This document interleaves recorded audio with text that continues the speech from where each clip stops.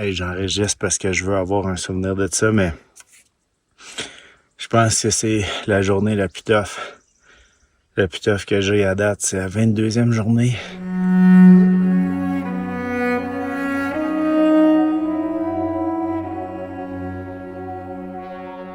J'ai quasiment plus de bouffe. Je sais pas exactement. Hey, il faut que je me puisse sur mon bike pour filmer. Je sais même pas combien de temps ça prend encore pour sortir d'ici. Ma map est comme pas... J'ai comme des erreurs sur ma map.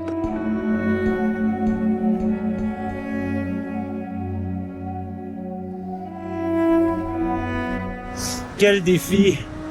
Quel défi! J'ai failli m'évanouir encore aujourd'hui à cause de la chaleur. Il faisait comme 36 degrés. Ah! J'ai plus de bouffe, j'ai plus d'eau. Ah, j'ai plus de batterie, y a plus rien qui marche.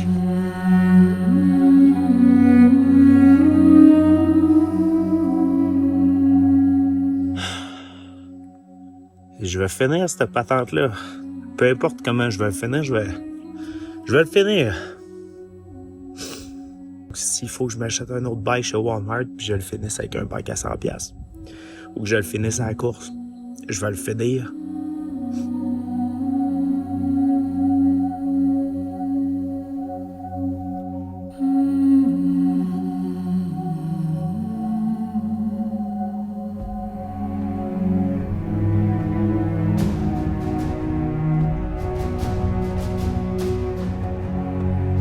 With its 2,600 miles and over 200,000 feet of elevation gain, the Tour Divide is considered the most brutal and demanding off-road backpacking race in the world.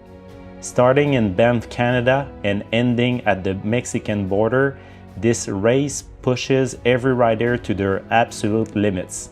Riders must be completely self-sufficient, relying only on commercially available services.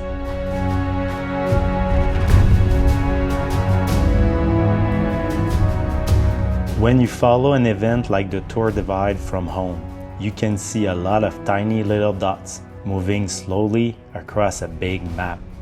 But each of those dots tells a story. Stories of achievement, struggle, friendship, resilience, and dreams. This film is about one of those dots, my dot. But it's also about all the other dots I had the privilege to cross paths with along the way.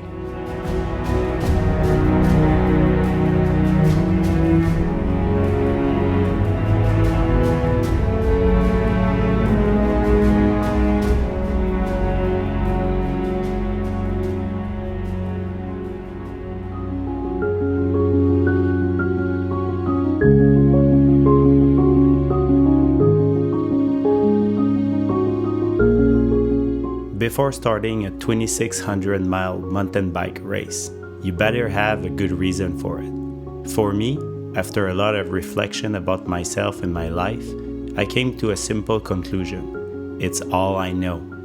The only talent or gift I believe I have is the ability to get excited about everything I do. And it just so happened that one of those things is riding my bike.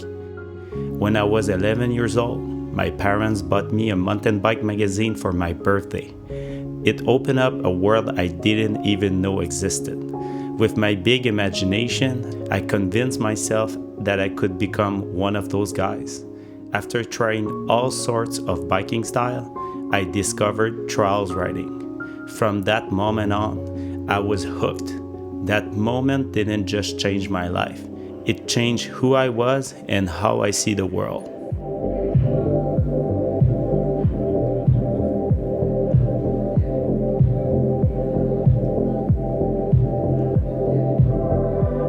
Riding my bike was a way for me to express myself, build my confidence, and shape my personality. It was also my main mode of transport until I was 21 years old. Through it, I built stamina and resilience that have stayed with me to this day. I also started making movies and taking photos of the sport, which ultimately became my next passion and career a few years later.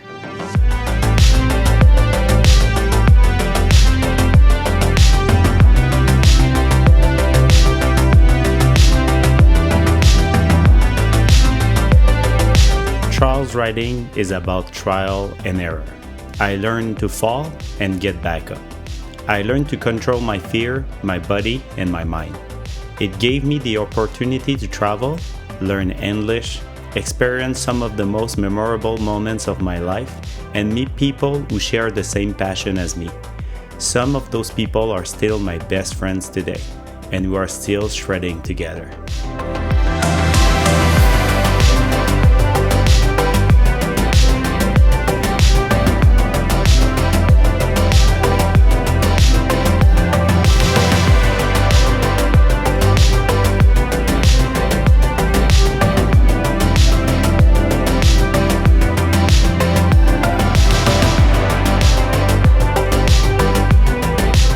I applied everything I learned from my biking journey to my businesses, relationships, and other sports.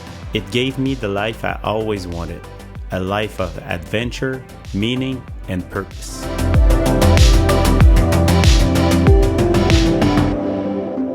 I've tried to inspire young people by showing them how simple things can change your life and give it meaning. You might struggle at first, but if you keep trying, you will eventually get somewhere.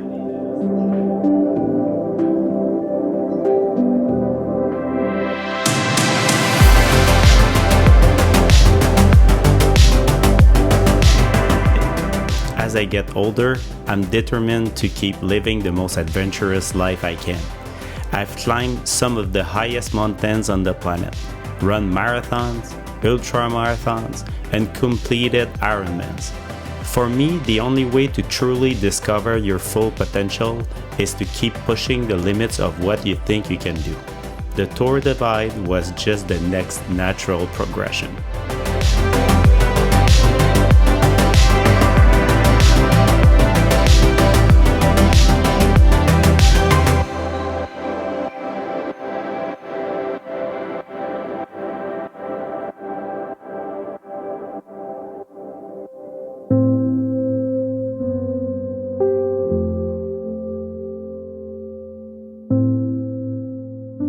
So after all those crazy adventures, I felt with my biking story that there was a chapter that I needed to close after doing all those trial riding and cross country and road cycling and downhill and enduro racing and everything. I felt like there's something missing. There's something missing to the story, and I always like to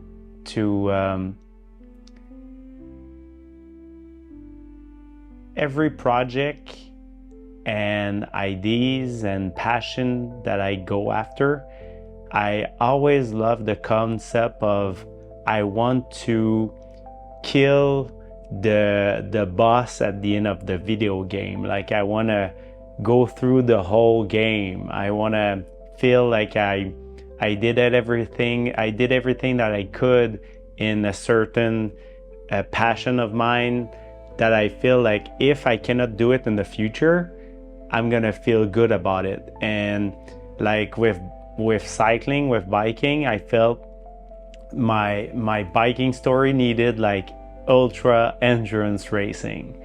Like I felt after, if I can do that, if I can do the Tour Divide, which is considered like the hardest of the bikepacking race and one of the longest, and I felt like if I can achieve that, I can close this book of my life. It's not that I'm gonna stop racing. It's not like I'm not gonna take out my bike anymore.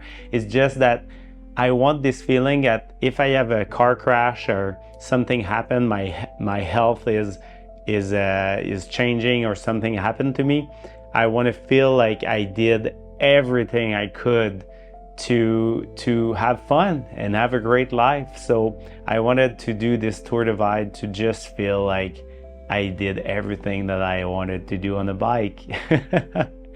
And I did.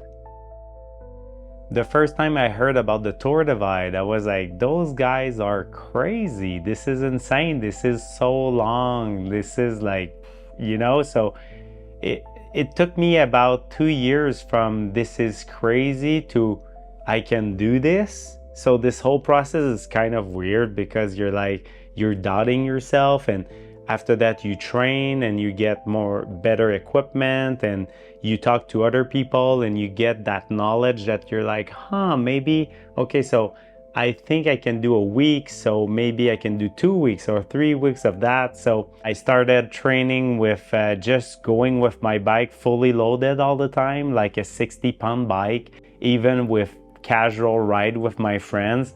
I just loaded up the bike with all those bags for a few months, like at least a year and a half. I was like, every ride that I went with my kid or my girlfriend and my friends, the bike was loaded. You start to get those legs going and you're like, okay, a bike is not supposed to be 20 pounds, it's 60 pounds, and your mind and your body is like, it's feeling it and you're ready for it.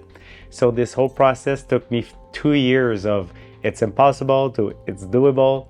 And when I arrived in Banff, I was like so prepared. My mind was prepared. My bike was perfect. I wanted to arrive in Banff this way. I wanted to be chill about it. I set those other goals, not just to finish. Like, of course, finishing is amazing. Like, I want to finish, but the course is so long. There's so many things that can happen that you have no control over, like the weather. You can get sick. You can get a crash. Your bike cannot be fixed or something. So to have those, like, this goal of just finishing, for me that wasn't enough, because if you stop after half of the course and for reason that is outside of your control, it's like so heartbreaking. So I was like, let's hope to finish, and the other goal could be like to make connections and enjoy the landscape, enjoy the whole process, enjoy the whole experience. The process of getting there and talking to people and learn stuff about bikepacking on bikepacking.com and talk to people on forum and in bike shop, that was the real gift for me. And when I arrived in Banff, I was like, okay, so the race is like this other thing. Like, I felt already like a winner, and all this other stuff is like the cream on top. So with that in mind, I felt like so relieved, and I felt free. And when I arrived in Banff, I was like, okay guys, my bike is ready. I took it out of the box, everything is set, so let's go in the street and meet people.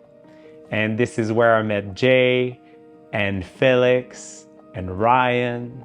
I felt like, wow, this is happening. I'm meeting people that are kind of like me, that love the thing that I love, and it's so fun to talk to people, and they don't look at you like a crazy person like I talk to people in Quebec.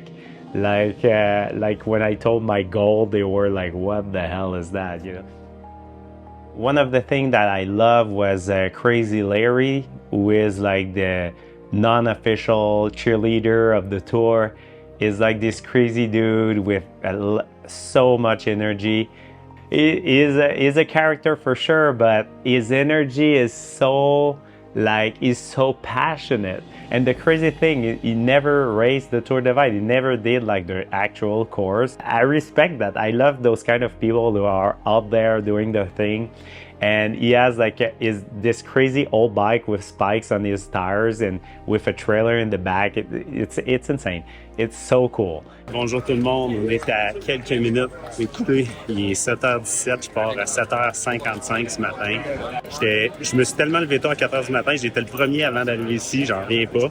Et là, c'est de voir le monde partir, c'est incroyable. Mais je capote, 2 ans de making, on est là. Merci tout le monde, je vous aime. À bientôt. Let's go, Jay! Let's go, Felix! Let's go, Guillaume! Allez, let's go, man! Make sure you say the words, I got this. It reverses the negativity in your brain, and you will make it through everything. Have a good ride. Thanks, man. Enjoy your ride. It's personal. There's another thing we can say to be safe, and some of you might know it. And it goes a little something like this. No crashies, no flatties, No way, I mean. Yeah. Yeah! Let's go do it. Yeah! Yeah! Yes, yes. And you realize that it's like the last time that you're that comfortable, like your heart rate is low and you're not like, this is the last time that you're like chill. When I started, like when I started, like I was so like in my head that when they said go, like there was a car coming in from the left. It didn't almost hit me, but it could have been a crash right there. Like I went into the street without looking. It was so dumb, so dumb. And a car coming in, and I was like, okay, so it's just to prove that anything can happen. Like you start the race and you can get a car crash, you know? So I was like, okay, don't crash. As soon as you get on the dirt part, like after Banff, like maybe 2 kilometers, like 1 mile, you get into the trail, the actual trail, okay? And you're like, okay, now I can do my thing, okay? So the stress is like, okay, I'm in the race. I didn't miss the start. This is happening, this is real. So that was the best feeling.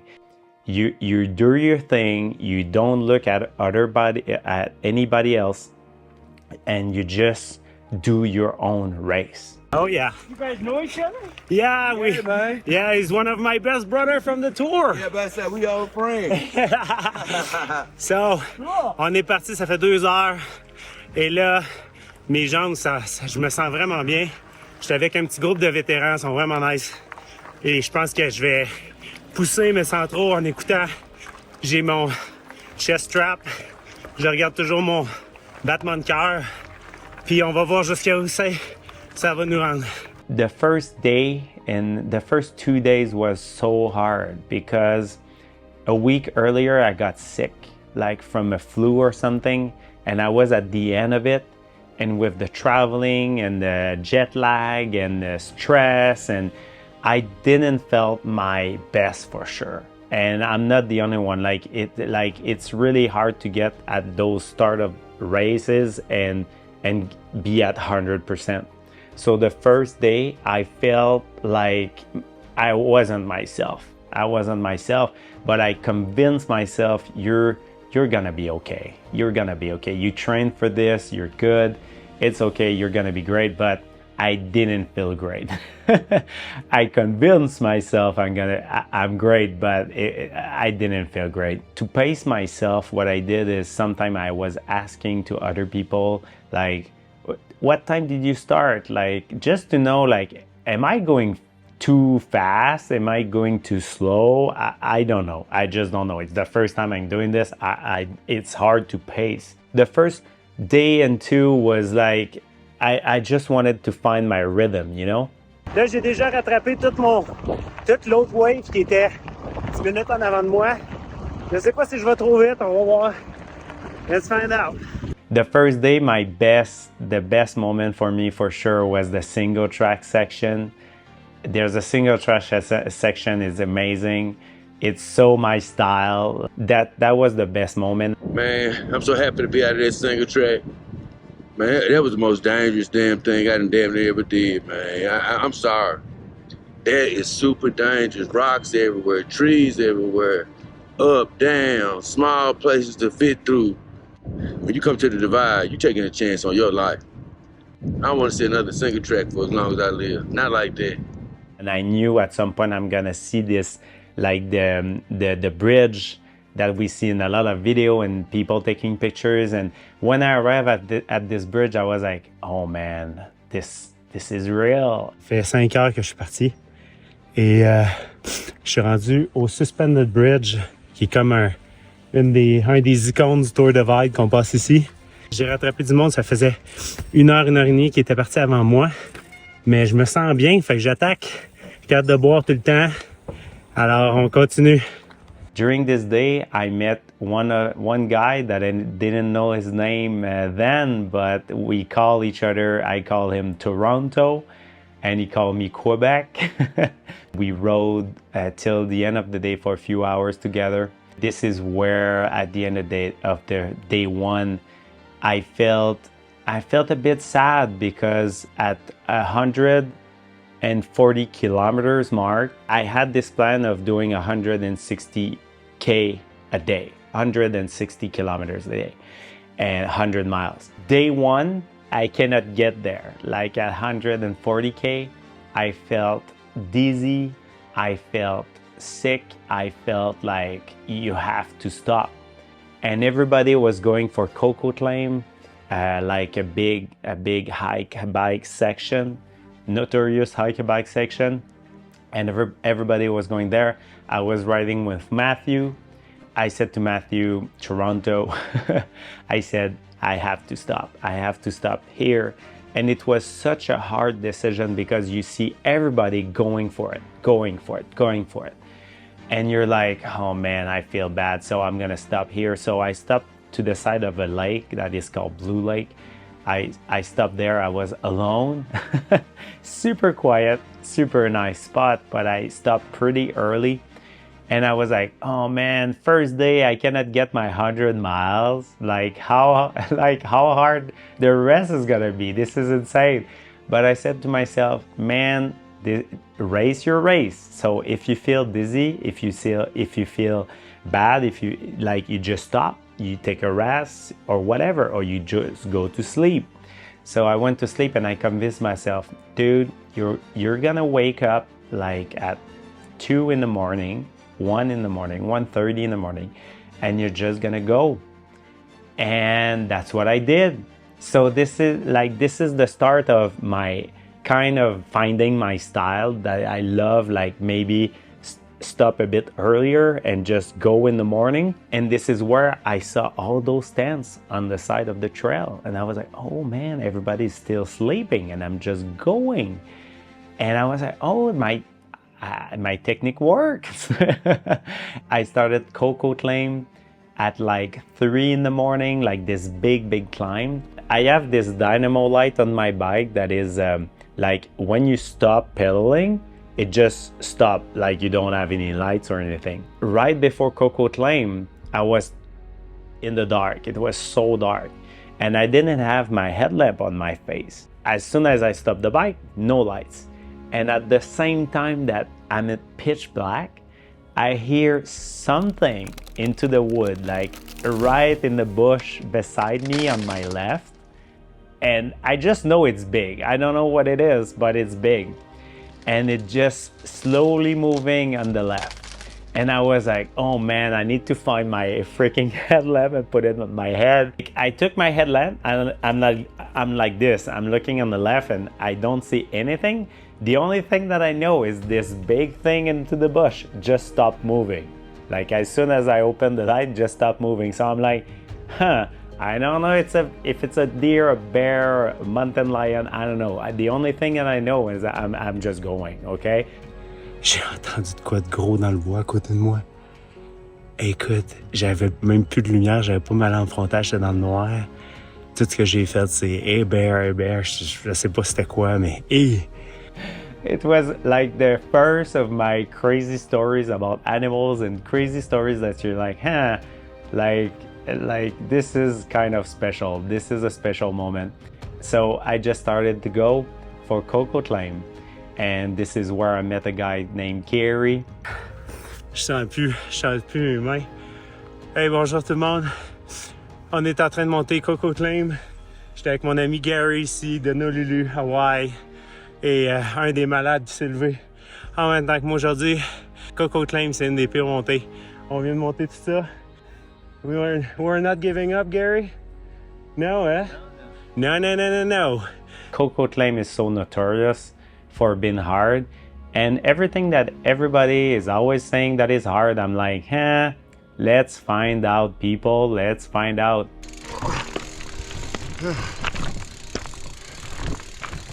Sorry if this footage is shaky, but you get the idea why.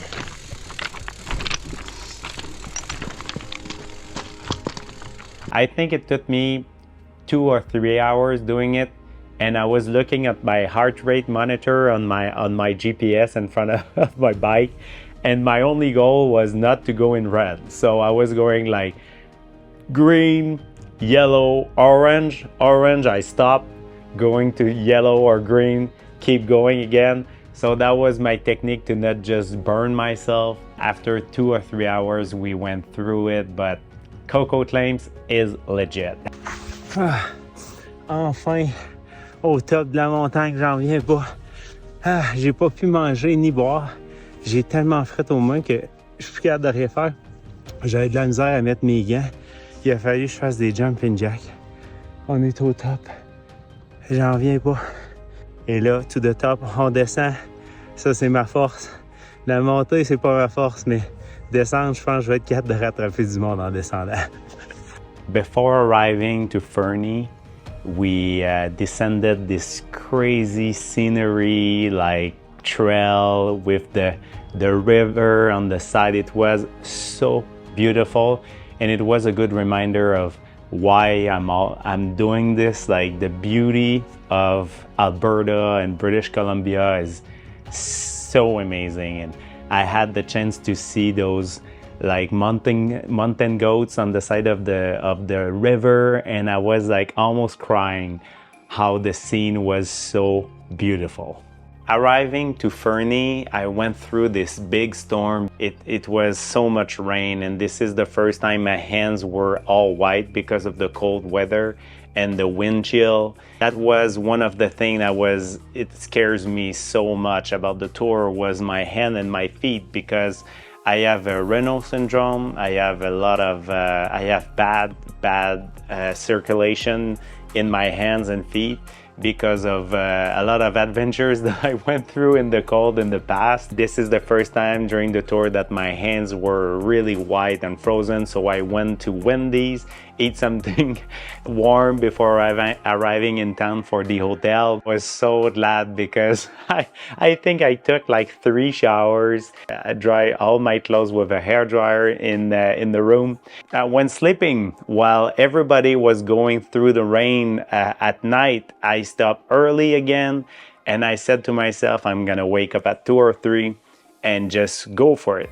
This is what I came out here for. If I was on an adventure just at my own speed and I got to a town like Fernie and looked at the weather forecast, I definitely would have gotten a hotel. But I'm out here to do things that I don't otherwise do and to challenge myself. And that's what I'm doing right now, within reason. In the morning, when I woke up at 2, I just started riding towards the 7-Eleven in town. When I enter the corner store to get some supply, I see this girl on the side of the door. She's shivering and she's covered in mud. And I'm like, she's definitively someone of the tour for sure, but she doesn't look right. And I took some supply, and right before leaving, I asked her, are you okay? And she was like, man, I have nowhere to go. She arrived super late, so all the hotels were closed, and she just wanted to get some warmth into the corner store. She has nowhere to go. And I said to her, it's your lucky day, girl. We rode for 5 minutes. I arrived at the hotel, and I opened the door and I said to her, this is yours. There was also a bed that I didn't touch, so one was all messed up and the other one was perfectly clean, and I said, this is it, this is your gift. And she was so happy. And this girl, her name is Marisa, that made her day, and that made my day also, because when I saw her face, I was like, oh man, that made my week. Moins 4. Hey, départ de Fernie ce matin, ça fait 4h37 que je pédale. Je suis au sommet d'un des premiers cols qu'il faut franchir. Ce qui m'a sauvé la peau ce matin, là, c'est vraiment d'être capable de s'adapter, d'improviser, parce que j'avais tellement fret aux mains. C'est comme ta roue d'en avant, elle refrise de l'eau, puis ça remontait sur mes mains en descendant. Fait que là, je me suis fabriqué des mouflons avec mon sac à dos lightweight et un sac de mon matelas. En tout cas, ça change complètement la game. Là, on dirait que ça descend. J'ai juste hâte que ça descende, c'est incroyable. Fait que faut savoir improviser, être débrouillard, puis on passe au travers. Tantôt, tout le monde. Made it to Butte-Cabine, un des derniers points qu'on peut arrêter avant les douanes américaines. Fait que prochain arrêt, il va y avoir The Wall, qui est comme un des features que tu montes ton bike, c'est pas moyen, ça s'appelle The Wall. Wow. Jeez. Wow. Oh my God. Jeez.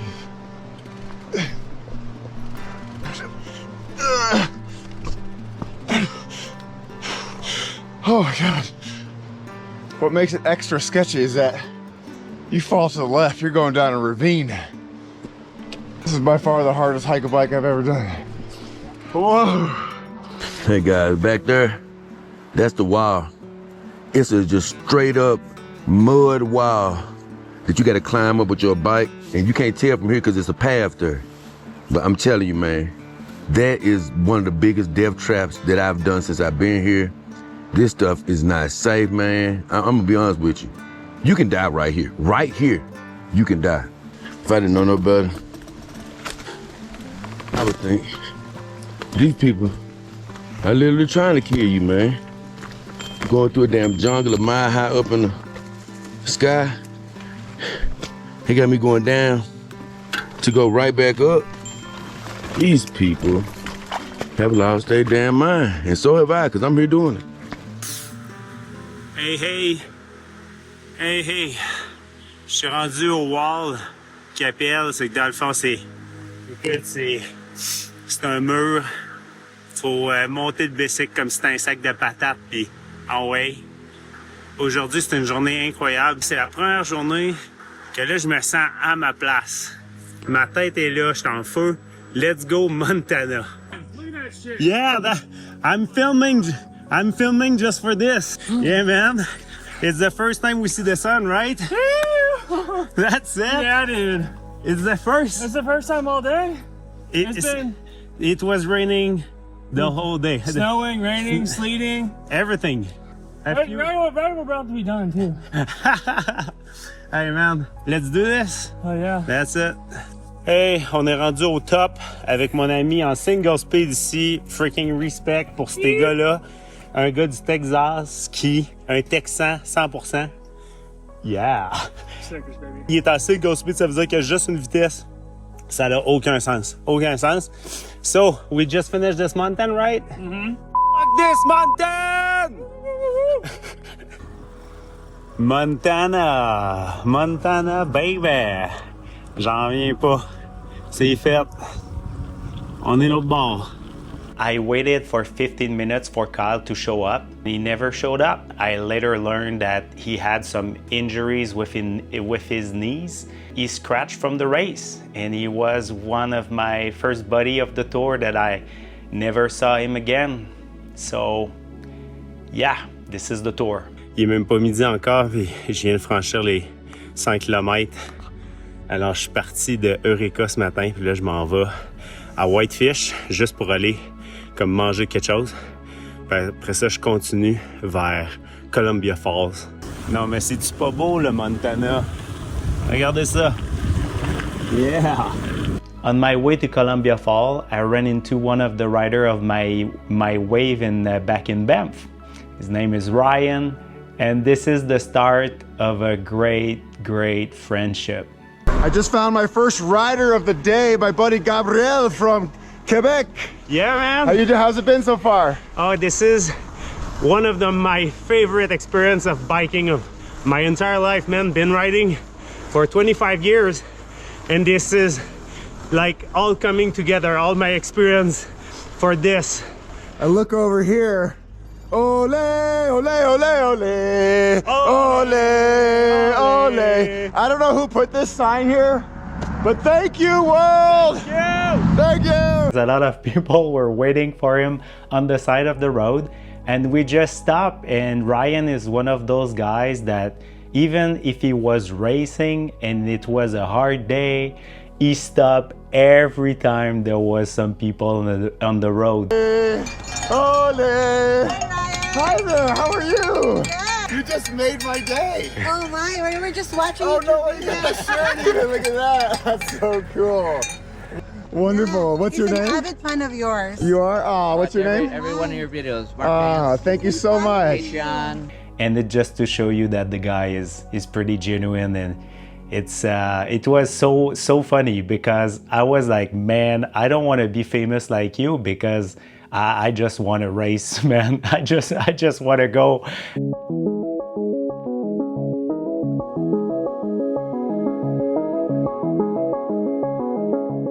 Mettons que je veux pédaler 16 heures par jour sur le bike, c'est de dealer tout le reste qui est vraiment pas facile.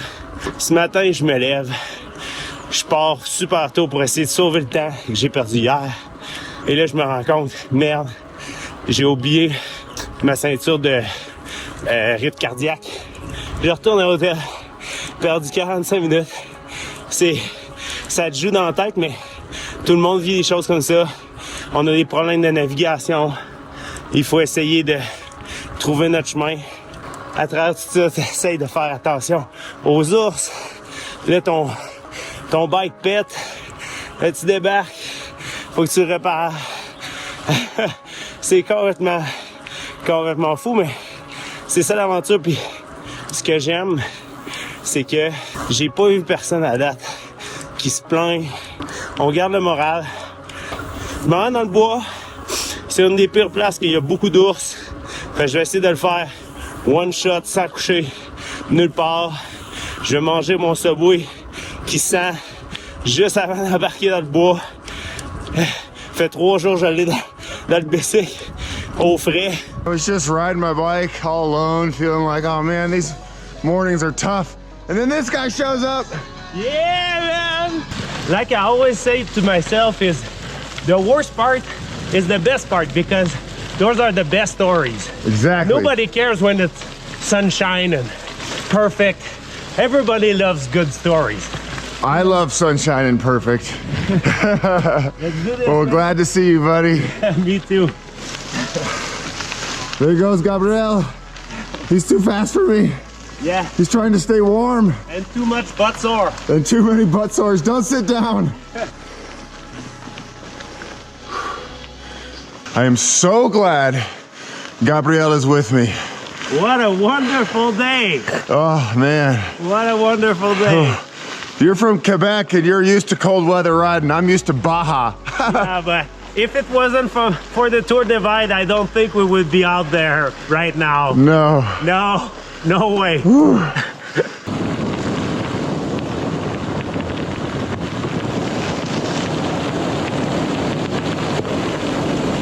One of the things that I love about going through adversity with someone is because you have no filter on.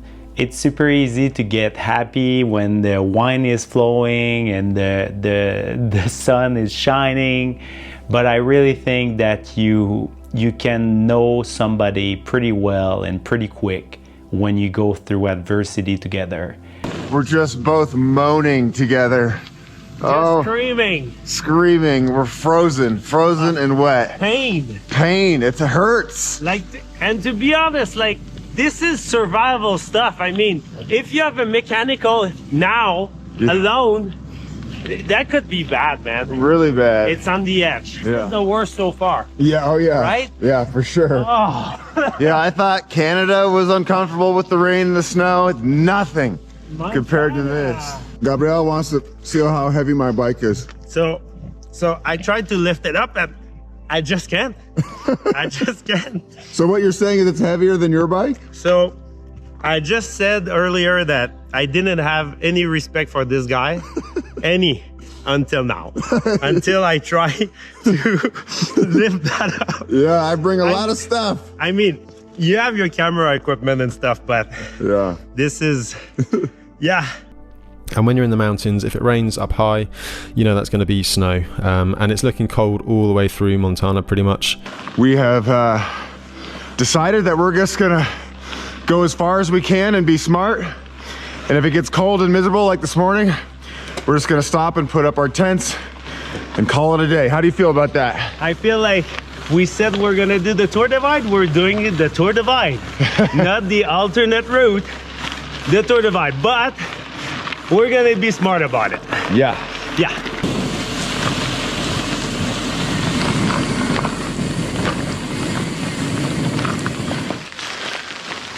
The rain is back. A lot of rain. The goal is to go up and over a mountain today. So we'll see what the conditions are as we get closer. Going down towards the highway, we ran into a fellow rider of the tour. Her name is Alyssa, and she was stopped in the middle of the trail because she was freaked out because she just saw a bear cub going across the trails. She didn't want it to go further. Let's stay together, let's ride together, let's get out of here. Let's do this. Look who we found. It's Alyssa. How you doing, girl? I'm cold and I'm angry. We just saw a bear. Yeah. It's like the whole packet. Yeah. But we're really close to the highway. We Yeah. have a good gang with good vibes. So Yeah, we do. We got a good gang.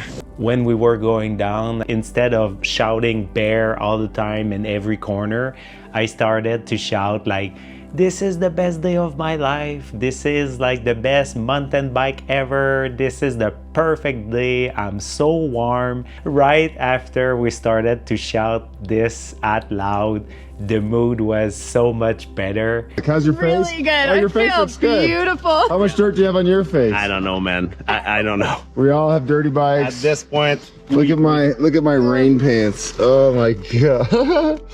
we are at the point that you cannot put a layer on top of it. No. Like there's Yeah. not much. There's Yeah. They're nothing. not gonna let us into any restaurants. No.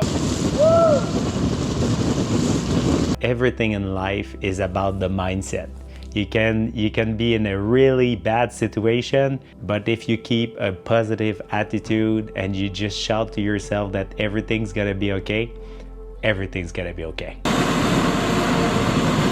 All right, we did it, buddy. Couldn't have done it without you. You were definitely a huge amount of moral support all day. And I would have not done it without you either, man. Congrats. Oh God, what a day. Those And- days, I'm gonna remember this one Yeah, we'll always remember these for days. a lot of reasons. Yeah. Oh yeah. It's always the hard days to remember. Now it's raining. I wish there was a pavilion or something, but oh well. This is the Tour Divide spirit right there, man. Yeah, man, I like your apartment. It's perfect. And we're protected from all the rain. A bit small, but we can make it. Yeah, there's enough room to lay down right here next to my disgusting bicycle. Il y a un petit peu de soleil, j'en reviens pas regarder la pluie. Gabriel just has such a great spirit about him. Just so positive and wise. He's got all the right things to say. And there's no doubt I would have been a little spooked if I was on my own today riding through all that weather and cold. How did you sleep? Man, it was like I had the mattress and I had a tent, so I was warm with a mattress on. It was the best night so far. The best. Good for you! Yay! Somebody slept well. How was yours? Well, not as good. Not as good. That mattress is dead.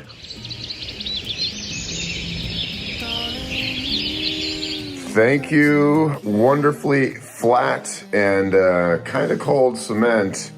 You ready to ride bikes, my friend? Oh yeah, I'm so stoked. I'm so stoked. I've never been that stoked in my life. We'll be stoked soon when it warms up. Yeah. Is this an easy or hard thing to do? I mean, when you're on your bike and the only thing you have to do is just pedal and you're warm because you're moving, it's kind of cool, you know? But the hardest part is everything in between. Is like waking up with I need to put my like super wet socks on because that's the only thing that I have, and I'm super cold and we have to keep going. This is way harder than just pedal my bike. For sure. Yeah, this is not a Sunday ride back home. No. I think it's official. I am allergic to my sleeping bag. I think the down. I look great. You're like puffy. I'm all puffy face. Ooh, yeah. It feels good to be moving, but it's also colder to be moving. Oh man. My hands and my feet They are hurting for sure. I cannot wait to start climbing. Yeah, exactly. Yeah. The good news is I was able to sleep from 5 to 5, so 12 hours. All the other nights I was sleeping between 2 and 4 hours, so now we can tackle this big climb. There's like a 30K climb in front of us, and that's why we stopped yesterday. It was way too much with the speed we were having with the weather. I really feel we made the right call to just have a good night of sleep, reset. Let's do this. Let's do it. Allô? Ouais, c'est ça. J'ai passé la journée avec hier. He's calling his girlfriend. She's wondering if he was okay. Makes a world of difference. Like, even if you hit the shadows of the trees, you're like, it's so cold. Just the shadows of the trees. Man.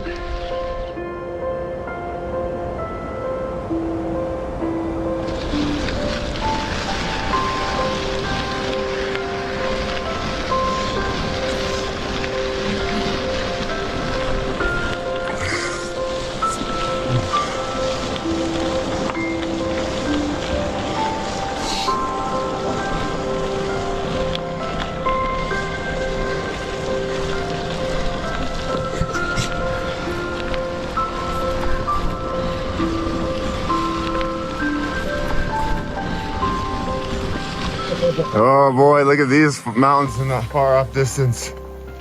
Ooh, shrouded in clouds. You see a little bit of snow up there. Oh man. Richmond Peak, we're coming for you. Sharp left right here. Meow. Oh, single track. This is the single track. Let's do this. It's pretty.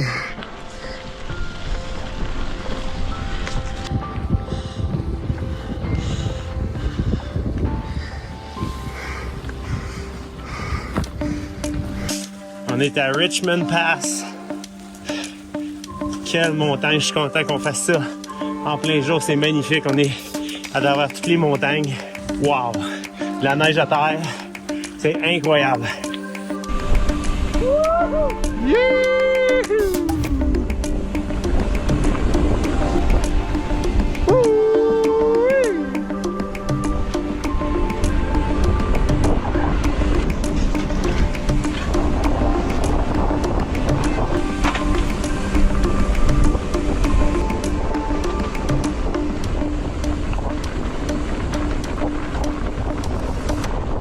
That was pretty awesome, huh? That was the best. I'm glad we did this in the morning. Oh my God. When they say the Tour Divide is a mountain bike trail, this is pretty legit. Yeah. I mean, this is it right there. Enjoy it. There's not much more. Man, that was the best moment of the Tour Divide for me.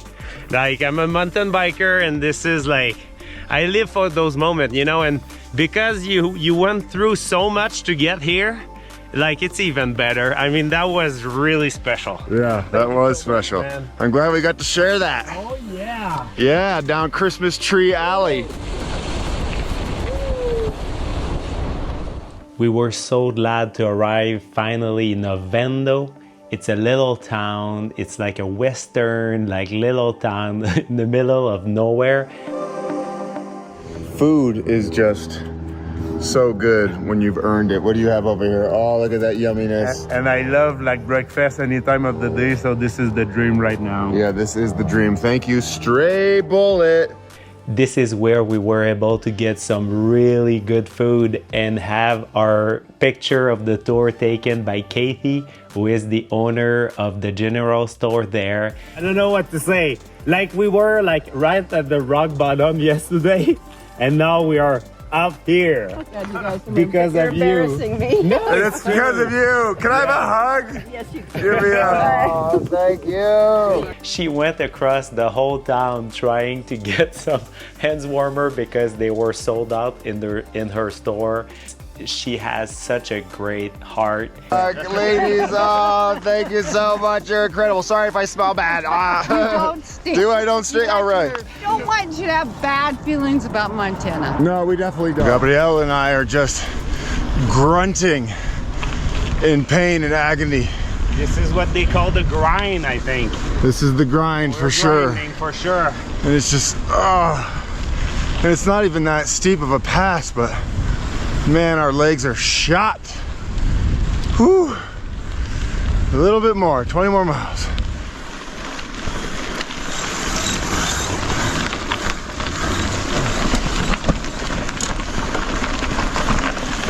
You need to know that this guy didn't sleep last night.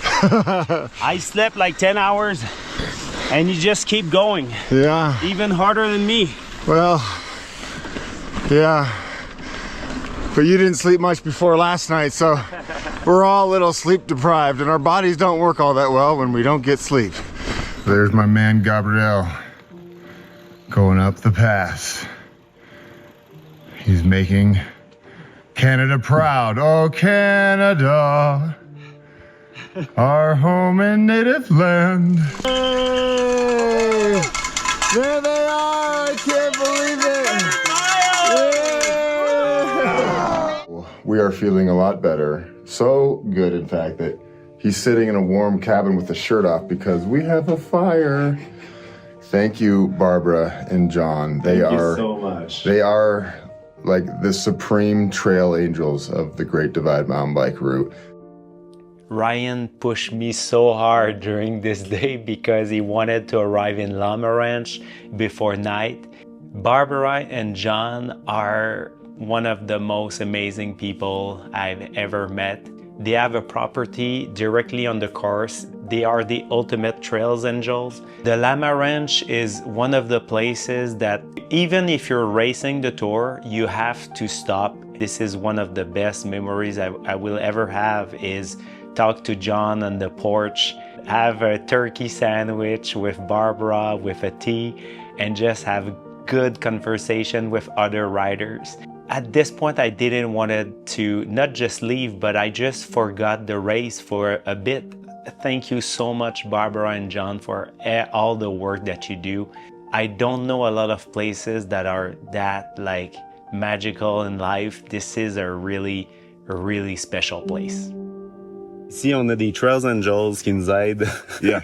Qui nous aident. On a même eu une cabine où est-ce qu'on a pu dormir. Ils m'ont fait du café, des sandwichs et tout. Alors, ça aide vraiment beaucoup. En plus, il y a des lamas partout. Aujourd'hui, on risque de faire juste une demi-journée. On n'avait jamais vu pratiquement le soleil depuis 4 jours.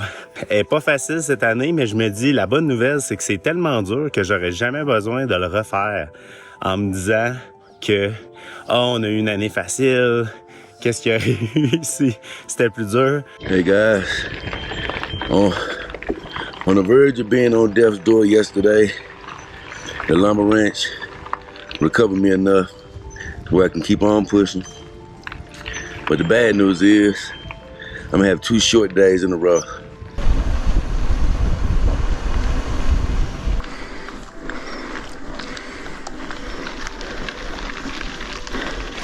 How's my French-Canadian brother doing today? Dude, I'm hurt. My knee hurt, my back hurt, my butt hurt, and my legs.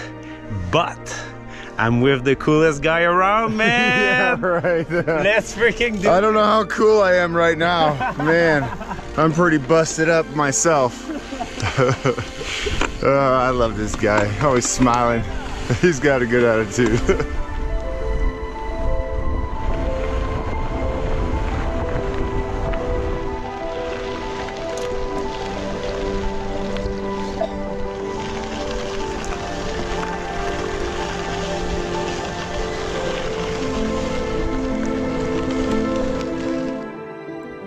Parti de Llama Ranch ce matin.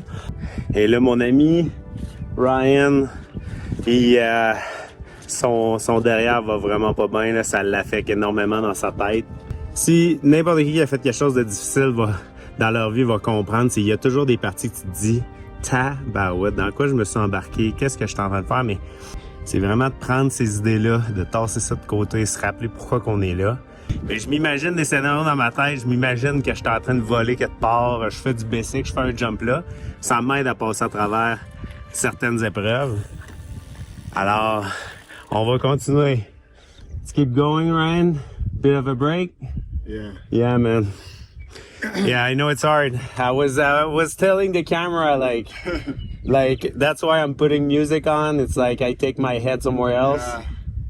Yeah. We need to go somewhere else huh? I'm gonna go home. Yeah? Yeah. In your head? No. No. When I get to Helena, I'm going home. No. I'm done. No. I can't do it. I can't. I can't do it. I'm sorry. You're kidding. I'm not. I can't do it. Okay, I'm gonna stop recording. But I told him I was done, and I started crying, and then he started crying. You know, we had spent 3 days together, really bonding, and he and I were like, we're gonna do this together, we're gonna finish, we're gonna get to that fence in Antelope Wells. And we just stood together off the side of the road in some random patch of grass in Helena, Montana, just crying, and you know, and I didn't really know him all that well. I'd known him for 3 days, but we had developed quite a bond. And I said, you go get to that fence. You get to that fence for me, man. And you know, and he kept me in touch the whole way. He would send me messages, which was also good and bad. I didn't really want to like hear about it. You know, he's like, hey Ryan, I'm in, you know, Colorado now, your home state. I was like, I'm so proud of you, but also shut up.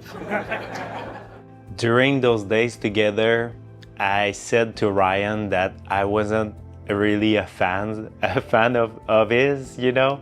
I said, I knew you were making videos on YouTube, but I don't know what you eat, and I don't know all your song and things that you say and stuff. So he said, that make you a friend and not a fan. And I was like, yeah, I guess we are. Losing Ryan was pretty hard because we had so much fun together. Ryan is a incredible human being, and Ryan is a special someone for sure. Losing him, it was like losing my safe place, let's say, because we had so much fun. I'm just glad that Ryan was okay, and it was the right call to respect his body. Just go back home. I'm glad he's okay. So he did the right call, but it was tough. It was tough. This morning was really tough. C'est ça, ça me fait beaucoup de peine parce que on avait vraiment du fun ensemble. On a passé à travers. Hey, je vais arrêter. Monte à côte. J'ai tellement mal au genou gauche. J'ai jamais eu mal à même. Là, j'ai mal au derrière. J'ai mal au nez. Mes pieds sont enflés. Là, d'être seul, c'est sûr que ça va avoir son lot de défis. J'abandonnerai pas, mais elle est pas facile. So this is some of the stuff they want you to ride your bike through, right? Going uphill. I'm walking my bike right now. Now, Leo Wilcox said that this is not a technical route, but I'll be damned. If all these dang rocks ain't technical, I don't know what the hell is. Oh yeah, guys. The Tour de Divide, it's just like a regular old road race. It's just on dirt. I can't even see the damn dirt for all the rocks.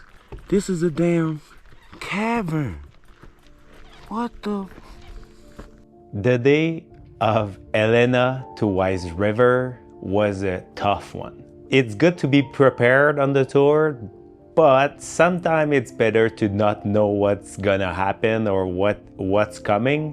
When I arrived at Lava Mountain, I didn't know it was Lava Mountain.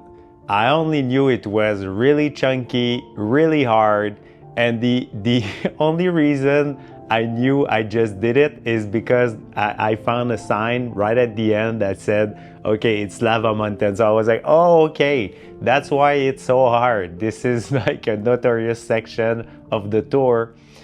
Lava Mountain for me, that wasn't hard. Fleecer Ridge is hard. Je prends 2 secondes pour vous dire que je viens d'accomplir quelque chose que je suis vraiment fier.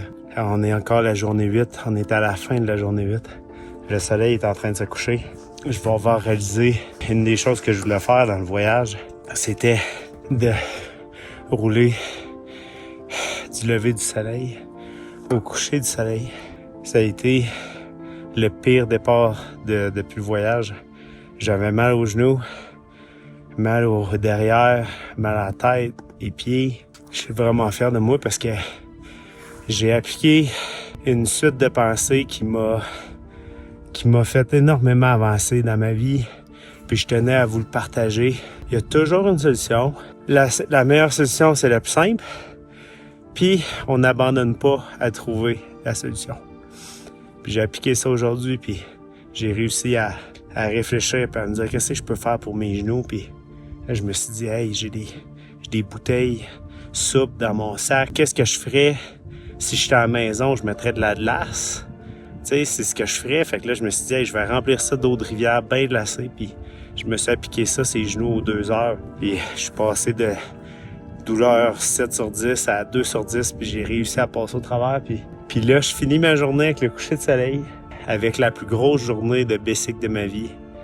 J'ai jamais fait du kilométrage comme ça, mais du dénivelé comme ça. Fait que je suis parti de la pire journée à la meilleure journée, juste en changeant mon mindset puis en essayant de trouver la fameuse solution. Puis il y en a toujours une solution, faut jamais abandonner. Là, je suis au sommet. Là, il me reste 15 km à descendre. Puis j'arrive à un hôtel que j'ai booké. Je lâcherai pas. Si j'abandonne, là, c'est qu'il va falloir qu'il me ramène sur une civière, mais j'abandonnerai pas. Let's go, on fait ça. Bye tout le monde. You see, I'm pushing my bike again because I'm headed towards something called Felicia Ridge.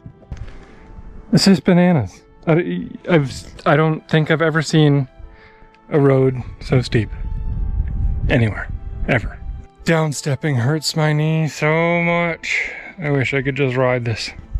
Right at the end of Felicia Ridge, I saw on my map, it was saying that there was like a drop. Those kind of grades are like for ski resort, like not for mountain biking. So I was like, maybe it's a fluke. Maybe it's an error on my map. But when I get there, I was like, okay, now I get it. This is really, really steep. And there you go.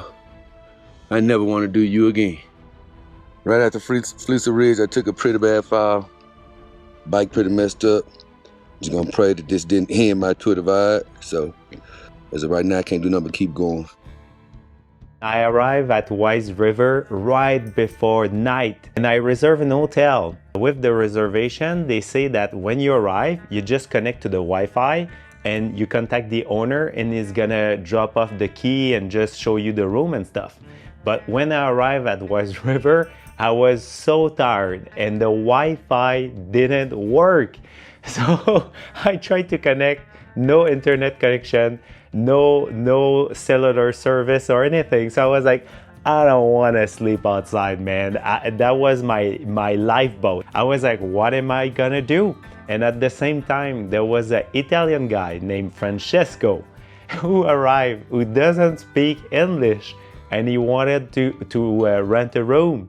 And I said, there's no like internet connection. I tried to speak to him. So I said, let's do something. And right across the hotel, there was a bar. So I just went in there, all dirty in the bar, and just asked a few people, do you know the owner of the hotel? And some people were like, okay, let's ask this guy. So after 3 or 4 person asking where is the owner, one of the people said the owner is the singer. Like there was a band singing, and there was some music in the bar, and the singer is the owner.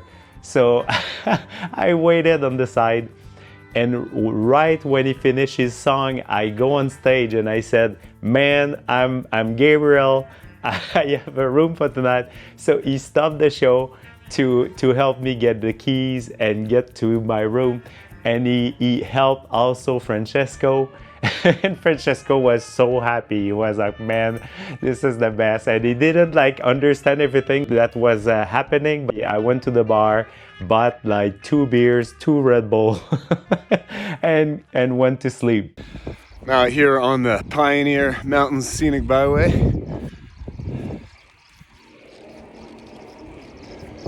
That's Gabriel in front of me just a little bit. He's pretty fast, so I won't be able to keep up with him for long. Everything hurts. Everything. So I don't know, a lot of guys are trying to get to Lima today. That's 130 miles out. don't know if I'm gonna get half that, to be honest. I go through waves of where I feel good and bonk and all that, so we'll see how the day goes. It's supposed to not to be too bad. Got a couple passes to get over. Les dieux du vent sont avec moi. Gros tailwind pendant quand même plusieurs kilomètres. Là, je suis tellement content. Là. Je l'ai pas eu facile avant, mais là, on a le vent de notre bord. A few moments later. De faire du vélo sur des routes comme ça avec le vent en face, là, c'est mortel, mortel, mortel. Ça n'a aucun bon sens. Ah, il me reste 100 km à faire comme ça. J'approche du sommet de cette foutue montagne. Tantôt, je parle à un fermier. Il dit, je vais aller à Lima ce soir. Il me dit, if you can get up the hill. Là, je comprends. Quelle journée. J'ai jamais eu chaud de même de ma vie. Right after the city of Grant, you turn right on the trail, and at this point, I run out of water. It was so warm, and on my map, I was looking for like a little river or something. There was a water source on my map, and I didn't find it. What I found was a Trail Angel put a cooler right there with cold Cokes and Sprite and some pickle, and that was a lifesaver.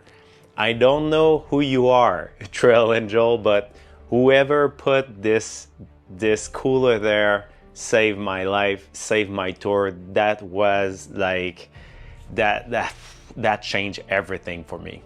Puis ce que je me suis dit aujourd'hui, juste pour vous dire ce que j'arrêtais pas de me répéter dans ma tête, une dernière chose, c'est il y a un des films que j'ai écouté quand j'étais adolescent qui s'appelle Au bord du désastre avec Anthony Hopkins dedans. C'est un film de survie, là. C'est comme deux personnages qui tombent en avion, puis il faut qu'ils survivent dans le bois. Puis à un moment donné, Anthony Hopkins, il dit une phrase qui m'a toujours resté dans la tête, c'est « Ce qui est à la portée d'un homme est à la portée d'un autre ». What one man can do, another can do. What one man can do, another can do. Say it again. What one man can do, another can do. Say it again. What one man can do, another can do. Yeah. You're goddamn right. Je voyais des traces de terre à terre de d'autres mondes qui sont passés ici, puis je me disais, ce qui est à la portée d'un homme est à la portée d'un autre. Il y a du monde qui sont passés ici, c'est possible. Faut juste tu sers les dents, man, puis tu vas passer au travers. Alors, je m'en vais à Lima. Merci encore tout le monde. Je suis au point quasiment de m'évanouir, mais je vais réussir. And I was so tired. I started to go down, and I said to myself, if there's one hill going up, I'm so tired, I just take my tent, I don't care where I put it, I just sleep there. What I didn't know is one other guy did the exact same thing that me, and a few meters apart, we put our tent right on the side of each other.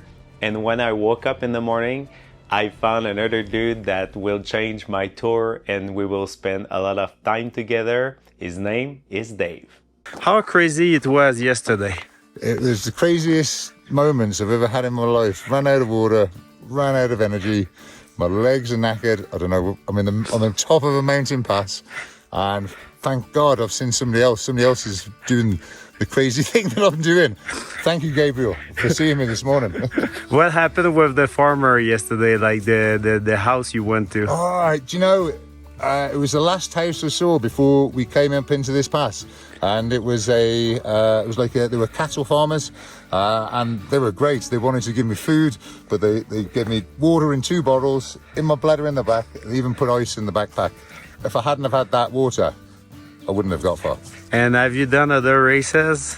This is my first race. I've done lots of other races, like I'm a triathlete and many things like this, some other endurance events, but not this. This is completely self-supported. You're on your own. Arriving to Lima, I was wrecked. My legs were hurting so bad. I was so tired, but so happy to get to a properly sized town, let's say. So we had some good food, and we were able to find a hotel with a friend of the tour that helped us out to just get to the hotel, not for one night, but we pay like $30 just to rent it out for 2, 3 or 4 hours. And Dave convinced me, was like, let's do a 2 hours power nap. We wake up and there's some tailwind going on because we're gonna go this way and we're gonna have some tailwind. And he convinced me, I was so tired. He convinced me, let's go, Gabriel, let's do this. If it wasn't for Dave, I think I would still be sleeping in Lima. It's baking hot here. Another day pedaling. I'm riding with Gabriel from Quebec. Yeah. Here he is. And we're gonna cycle about, I don't know, maybe 70 more miles and stop and camp on the mountain. Nothing will stop us. Nothing. Nothing at all. Not even roasting hot weather and hills. During that day, we went across another rider that I haven't seen for a long time, Matthew, Toronto. He explained to us that he had a condition called Schirmer's neck for the past 48 hours. This condition is specific to ultra endurance athletes on bikes. And what happened is he lost all his strength in his neck and his head was falling down in front of him like this. Instead of going to the hospital or quitting the race, he found out that he could use a ski strap in the back of his head, and he was able to adjust it to adjust the angle of his head. He never gave up, and after 48 hours, he was able to just keep going. I found it pretty funny, but also pretty impressive that he didn't give up and just kept going. Une des plus belles journées du voyage, incroyable.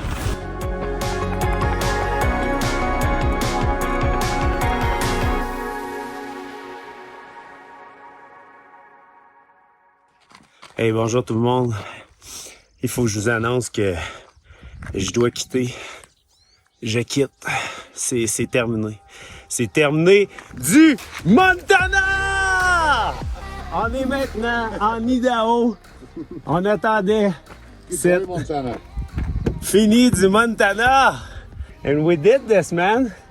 And we did 100 miles like we needed to do yesterday to keep our blue dots.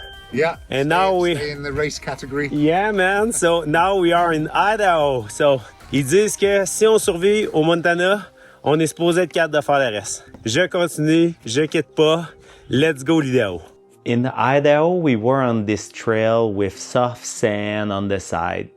And Dave, out of nowhere, just tried to go from the right side of the trail to the left side of the trail. Super slowly, he just lost grip.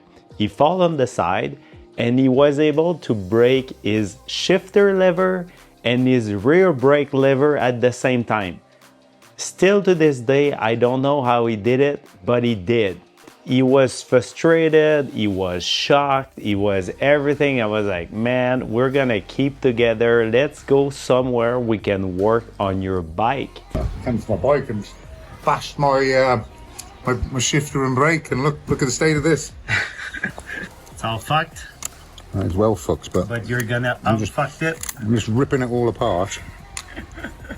A few moments later. Do you feel better now? Oh, it's feeling a bit more positive, yeah. You're not out of the race yet? No DNF. No DNF. Hopefully you can get to Colty Bay anyway. At this point, we were forced to transform Dave's bike in a single speed. The bad news is the next bike shop was far, far away. He ended up fixing his bike in Pinedale.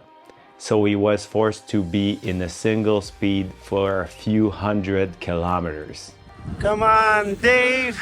The single speeder! One gear's killing me. I think it's all the stress as well that's weakened me as well, you know. Yeah, but one pedal stroke at a time, man. You can do this. Oh, yeah, I'll definitely do it. Oh, yeah. I'm not going home. Got 200 miles of this. Yeah. For the bike shop in Pinedale. Keep going. I'm gonna go behind you. You're setting the pace. Single speed. On s'en va vers le Wyoming.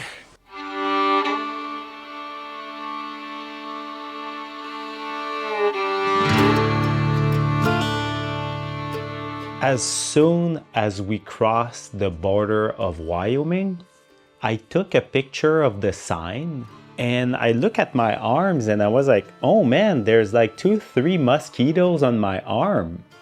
And it was like pretty much the first time I saw any mosquitoes for the whole tour. And this is the start of one of the biggest challenge of the Tour Divide for me. The freaking mosquitoes. I have spent time into the woods since I was little. I saw all kind of mosquitoes and bugs and nothing bothered me. But those mosquitoes in Wyoming were on another level. Those freaking mosquitoes were able to follow you even if you were riding on your bike. And if you had to get out of your bike because you need to do some hike-a-bike in steep section, they were relentless. I tried to put some bug oil and repellent and nothing worked. I'm a guy that naturally attract mosquitoes because of my smell, of my sweat.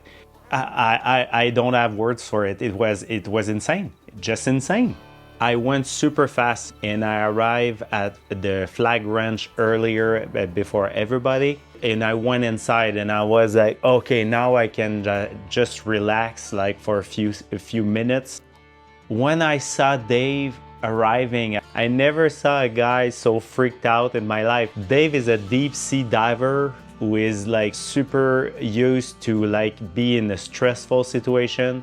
But when he arrived at Flag Ranch, he was like getting to get crazy. And the only way I was able to calm him down was I bought a lemonade back at the hotel and I said, take this lemonade, and he calmed down because there was no room for the night at Flag Ranch. We wanted to stay inside because of the bugs. And they said to us, there's no room, there's nothing. So we were forced to go get back outside and put our tents 2 kilometers away and sleep outside for the night. Ce qui est le fun aujourd'hui, c'est qu'enfin, on a eu un bon déjeuner, on est allé au buffet. On s'en va vers Pinedale, puis à partir de Pinedale, je vais pouvoir débarrasser mon stuff à ours.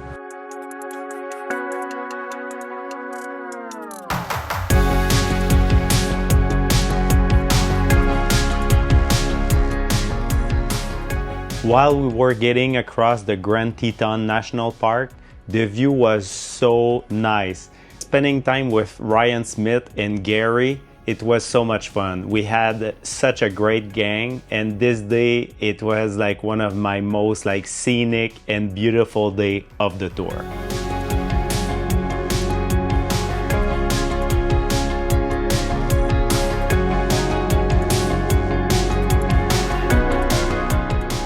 I really think Union Pass is one of the biggest challenge of the tour. It's a really, really long climb, and it's one of those climbs that once you are on the top, you think you are on the top, but never quite. You're going kind of down and going up, and at some point, we enter Devil's Hole. And right at the end of Devil's Hole, there's a segment called that. This is where I lost Gary and Ryan, because when I started to do some hike-a-bike, because this section is like 40% hill like this in like kind of round boulders, the mosquitoes started to swarm me so hard. And I started to panic a bit, so I went full throttle, the fastest that I could, walking and taking my bike and kind of running and pushing my bike so hard. I was riding for my life. And at the end of it, the day after, I look on Strava and I just learned that I was 8th overall on this segment. And one of my friends just told me that I was 21 seconds just shy of Lachlan Norton, who is the one of the record holder on the tour. I was so proud. It's so funny because I didn't do it for the challenge. I was really doing it for a survival reason, but still, I'm pretty proud of myself.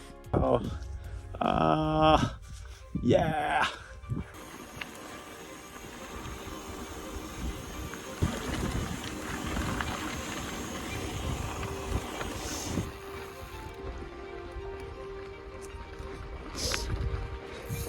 Les montagnes à perte de vue.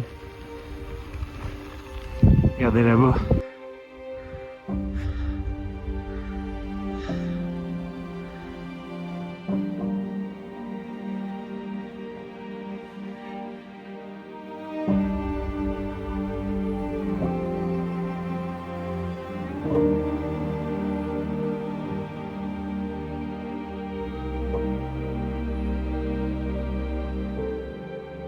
Right before arriving at the cabin near the top of the mountain for the night, and at some point I feel that something or somebody is following me, and I look back, and what I saw is a coyote following me, and I was like, this is so weird. I've seen coyote in the past, but normally they are afraid of you. So I started to do some noise and just try to scare it. And I was like, I have my bear spray can on me and I'm gonna just leave it in Pinedale like tomorrow. So I never tried it in the field. So let's try it on this guy. So I took the bear spray the coyote. He just ran and I was like, oh man, this is the best. I just tried my bear spray and this guy's gone. So this is perfect.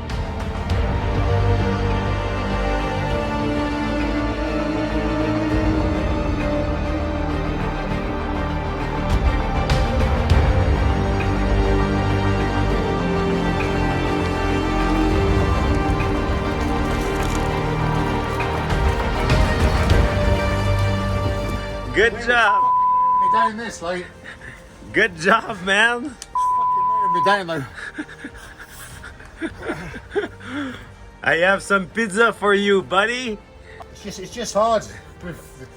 I know. Undulating, that bit back there was just really undulating, eh? I know. So it's just fucking. Why the hell anybody wants to do that on single speed? And this is how I finally arrive in Pinedale, Wyoming.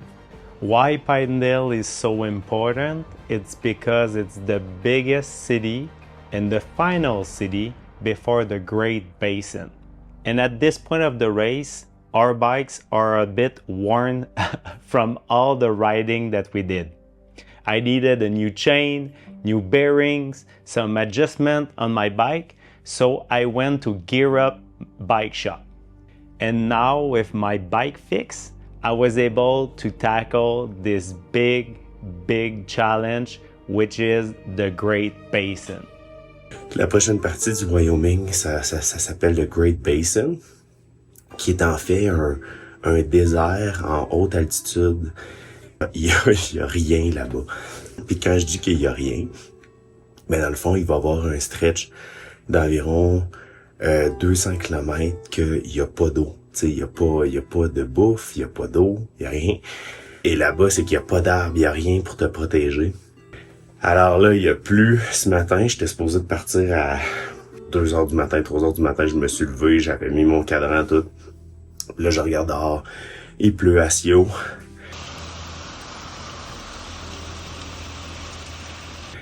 Là, je suis comme, je peux pas partir de même. J'ai tout fait sécher mes affaires. Fait que là, j'ai attendu. Là, il a arrêté de pleuvoir. Il est 6h30. This crazy idea of crossing the Great Basin in one day from Pinedale to Wamsutter came when I watched one video on YouTube from Josh Ibett, who is a professional rider who covers the Tour Divide every year.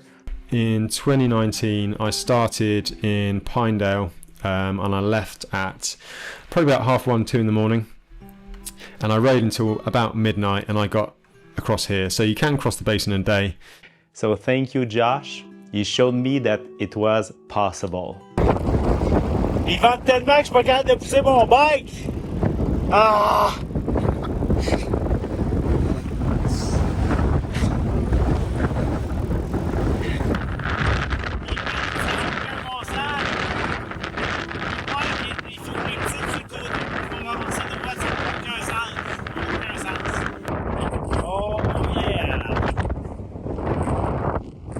On se clenche ce bassin-là. Yes, sir! Guess who carried sunblock and lit sunscreen for 1,300 miles, 13 days, and lose it the day before you ride through the Great Basin. This guy is who does that.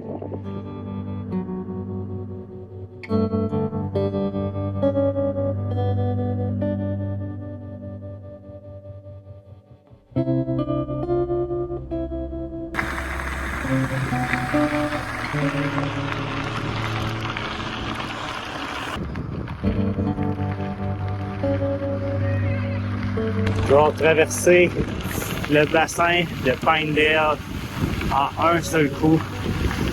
La plus grosse journée de vélo de toute ma vie. J'en reviens vraiment pas. Des fois, faut essayer. C'est en essayant qu'on a quelque chose. Si on essaye à rien, il se passe à rien. Fait que j'en reviens pas de ce que je viens d'accomplir là. Là, je regarde le coucher de soleil et je me dis, Charles, j'ai fait ça. Ah, je suis content. Ça n'a aucun bon sens.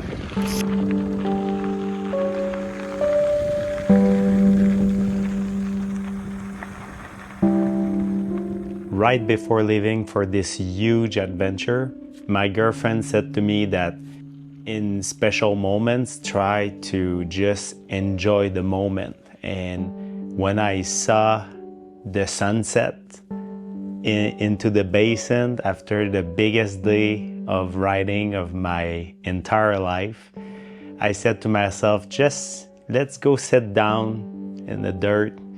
And I had like a little Doritos chip bag with me. So I just like for 5 or 10 minutes, I just sit down there, eat my chips, and look at the sunset for a few minutes. And that was a special moment. After the biggest day of riding of my life, I finally arrived in Wamsutter, and the first person I saw was Ryan Smith, who I haven't seen for a long time.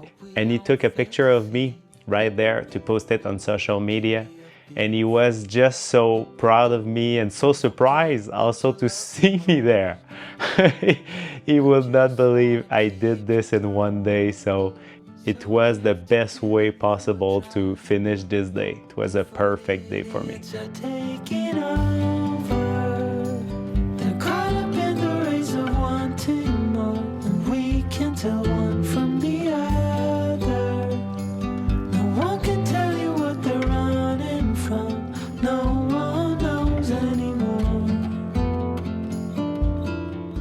And at some point I was climbing this big mountain during this day and I had some phone signal and I went on Facebook, and this is where I saw that my friend Jay just was scratching from the race. Hey guys, I might as well get right down to the point. My Tour Divide is over with, man. It's been a hell of a journey. I rode my bike all the way from Memphis to Banff, Alberta, Canada to start the race.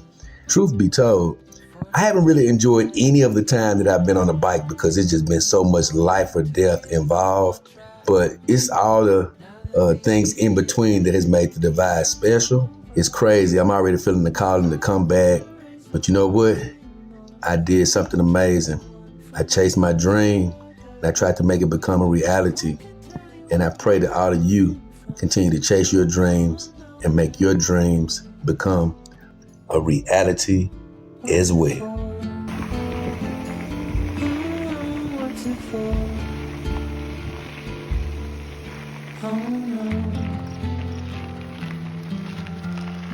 Yeah.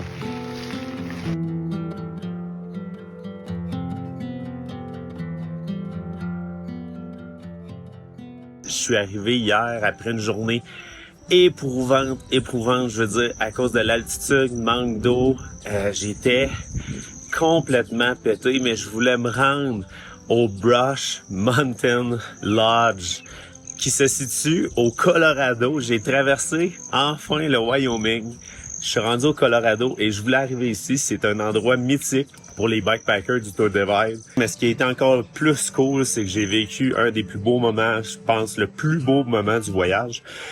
C'est que je savais même pas qu'il y avait plein de monde qui était ici. Puis quand je suis arrivé, ils m'ont tout encouragé, ils m'ont clapé dans les mains. Puis c'est là que je me suis rendu compte, Oh mon Dieu, c'est tout du monde que je connais, que ça faisait des jours et des jours que j'avais pas vu. Je savais pas ce qui s'était passé avec eux.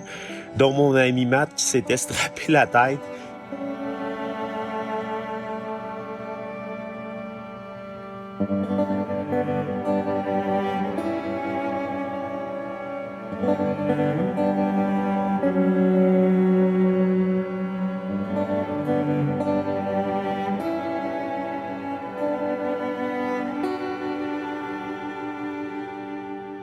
Bonjour. Oh, I got it. Gary, the man. Hey. Good job, man. PJ.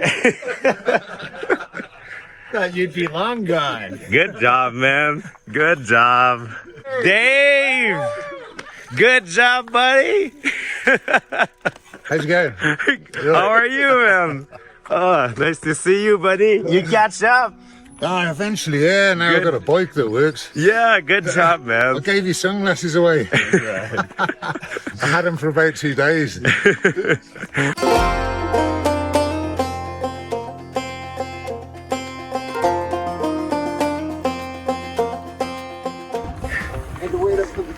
Yeah, man. Let's do this. Yeah, let's go. All fed up? Colorado, baby! Colorado!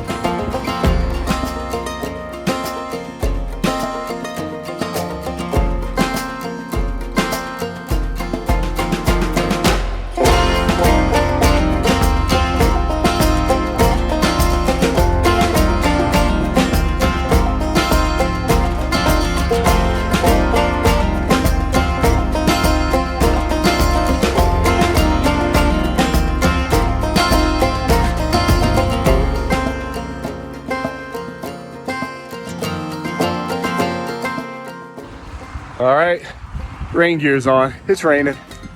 Every time it rains, you gotta stop, put on the rain gear, unpack it, and then it stops raining.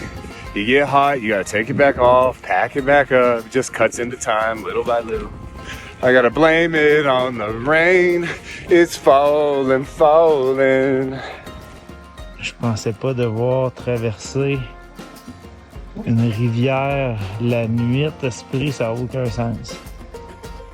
Ah, il y a un petit peu de mouche.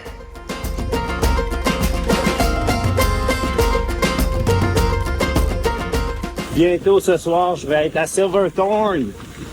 On est en train de traverser le Colorado, ça n'a aucun bon sens.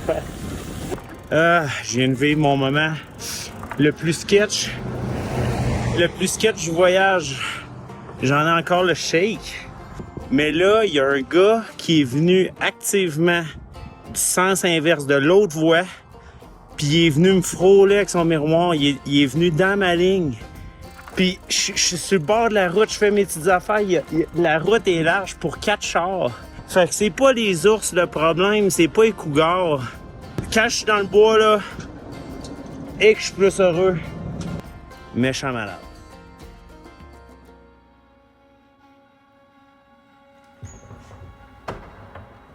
Arriving in Silverthorne was a really, really special moment for me. And as soon as I see the light into the trees, it reminded me of a special moment I had a few weeks ago. Hey, j'en reviens pas où est-ce que j'en suis rendu.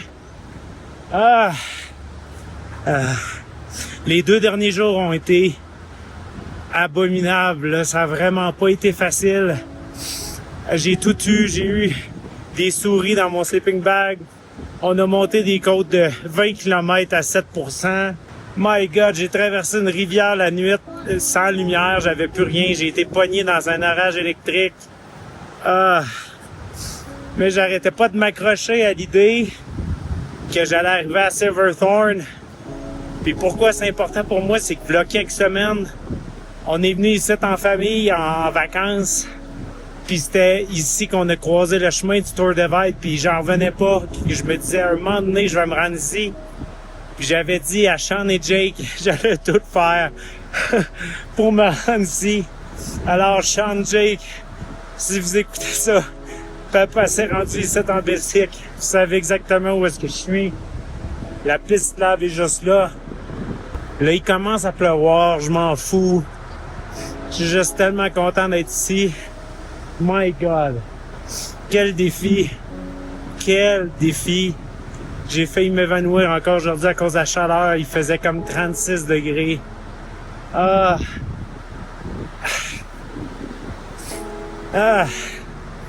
Fait que Joanie, merci de me permettre de faire ça. Je suis rendu ici. J'en reviens pas. Hey, je vais aller manger. J'ai plus de bouffe, j'ai plus d'eau. Ah, j'ai plus de batterie, il n'y a plus rien qui marche. J'ai tout fait pour recharger mon cellulaire pour faire cette vidéo-là. Fait que... merci tout le monde de vos encouragements.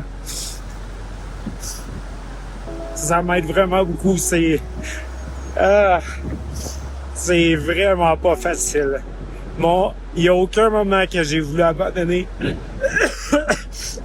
C'est juste vraiment dur. Fait que j'arrêterai jamais. On va finir ça. Merci tout le monde. Vois-tu? Feel my hand.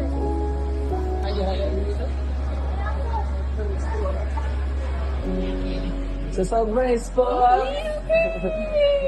Let's go! Ah. Ça fait du bien de voir du monde. Oh, bravo! J'ai le shake.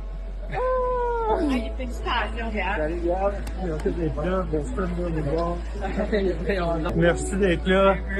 Killing it.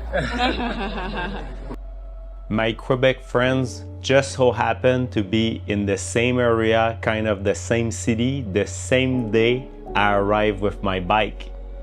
Sometimes life gives you some really precious gifts, and that was one of them.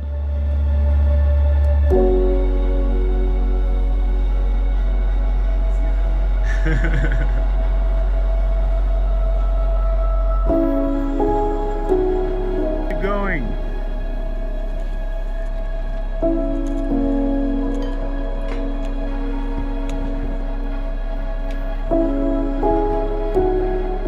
Je me suis jamais senti comme ça. Je pédale depuis tantôt, puis c'est comme si il se passe rien, je monte. Ça fait 10 km que je monte. Puis c'est comme si j'étais sur une piste cyclable sur le flat. Un autre milestone de fête aujourd'hui. Boreas Pass. Une des pires montées qu'on a dans tout le Tour de Vide. Là, l'énergie est en train de revenir. Là, on dirait qu'il y a plus rien qui peut m'arrêter. Je me bats en ce moment. Si vous voyez les points sur la map, il y a des points bleus, il y a des points oranges, puis il y a des points blancs. Les points bleus, ça veut dire qu'on est encore dans la course. Ça veut dire qu'il faut faire au moins 160 km par jour en moyenne. Si tu fais pas ça, tu tombes en blanc. Ça veut dire que t'es considéré touring. C'est pas la fin du monde. Tout le monde s'en fout. Mais moi, si je peux finir avec un point bleu, ça sera comme mon trophée. Parce qu'ici, il n'y a aucun trophée. Il n'y a pas de prix, il n'y a rien. Mais si je peux finir avec mon petit point bleu, ce serait génial.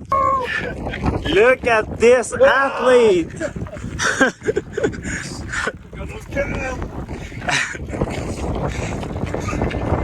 Let's go, Salida! And right before coming in towards Salida, there was this big downhill section. It's super long. And for me, it was one of the highlights of the trip. I never went so far for so long going downhill. It was insane.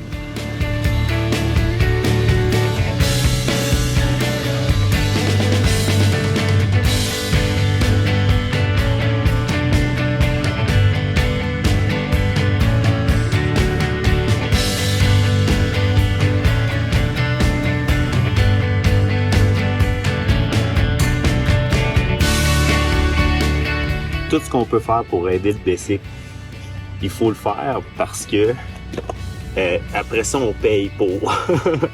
Ceux-là qui pensent que une chaîne sale, ça change pas grand-chose, là. Je vous le dis, tu peux le sentir tout de suite quand il y a de la boîte dans ton système ou que c'est sale, là, je le sens tout de suite que tu forces tellement plus. C'est que là, je suis un petit peu stressé parce que on va passer des cols de montagne. Il y en a une qui s'appelle Marshall Pass.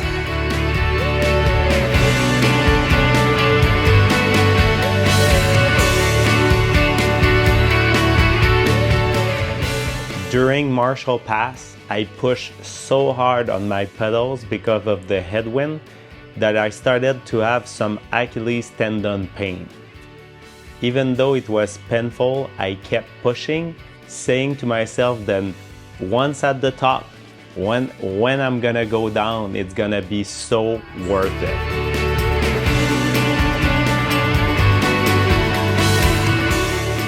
But when I started to go down, the headwind was so strong that I finally needed to pedal to go down.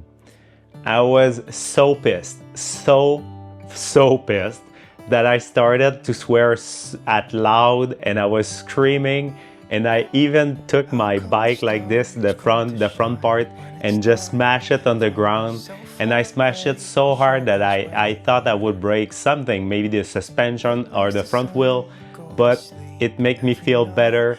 I was so pissed. I wonder. Ce matin, pour être totalement honnête, ça me tente pas, pas en tout, de prendre mon bike puis de recommencer à pédaler pendant 12-14 heures. J'ai juste le goût d'être dans ma tente. Ouais, ça fait depuis hier que j'ai mon tendon d'Achille du pied gauche qui commence vraiment à me faire mal. Si vous avez des conseils à me donner pour mon tendon, pour pas que ça s'empire, c'est sûr qu'il y a du monde qui vont sûrement dire « repose-toi » là, ou « arrête la course ». En tout cas, pour l'instant, c'est pas une option. Je vais faire ma tente puis je vais commencer à pédaler, comme à tous les jours, depuis 19 jours. Des fois, je me demande, ça serait donc bien plus simple. Pourquoi j'ai pas pris l'avion de Banff jusqu'au Mexique? Ça serait donc bien plus simple. Tout comme, dans Le Seigneur des Anneaux, pourquoi ils ont pas pris les aigles? Puis, ils ont pas juste demandé aux aigles d'aller domper l'anneau dans le volcan. Mais quand tu y penses, ça serait vraiment une moins belle aventure pour un moins beau film. It really makes me wonder. It makes me wonder. Because of the pain and the exhaustion, I was going so slow coming into Del Norte. Del Norte is the last town before the highest pass of the tour, which is the Indiana Pass. I took the hard decision to stay at Del Norte for the afternoon for a few hours, while my friends were going for it for Indiana Pass. It was really hard to look at the map at the restaurant and see my friends Dot going for Indiana Pass and me staying in Del Norte. I really believe I will not see them again, and the idea of continuing this whole adventure alone scared me a bit.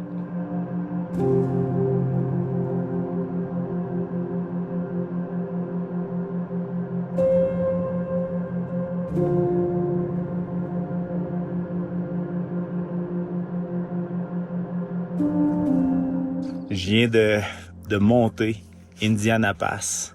Les paysages étaient incroyables. Je suis content de ne pas l'avoir fait hier, pas juste parce que je voulais me reposer, mais c'est parce que j'ai eu le lever du soleil. C'était magnifique.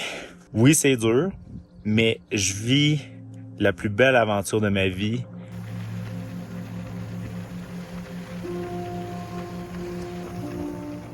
My biggest motivation came from arriving in New Mexico. I was saying to myself, this is the last state, like this is the best, the worst is behind me, you know, but boy, was I wrong. New Mexico.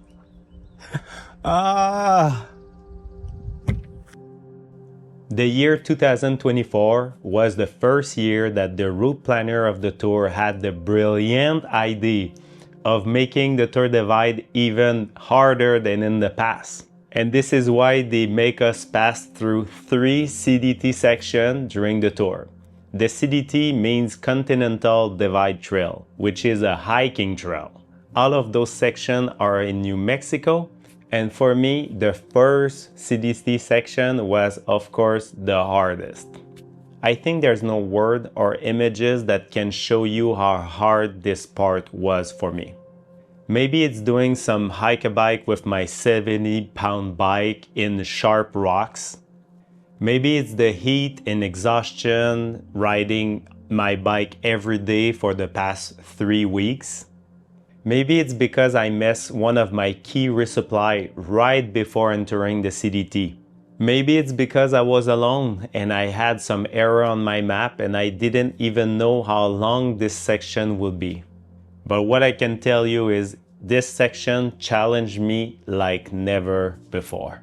Le Tour Divide, c'est pas tout le temps des belles trails, là. C'est rarement des belles trails, là. Ça monte, là, c'est vertical, dans des roches rondes. Je pousse mon bike depuis tantôt, puis tu sais, c'est vraiment décourageant. C'est pas du bike, là. Tu sais, c'est pas comme faire du bicycle. C'est du hiking, c'est des trails de hiking, c'est pas des trails de bike, tu sais. C'est vraiment pas facile.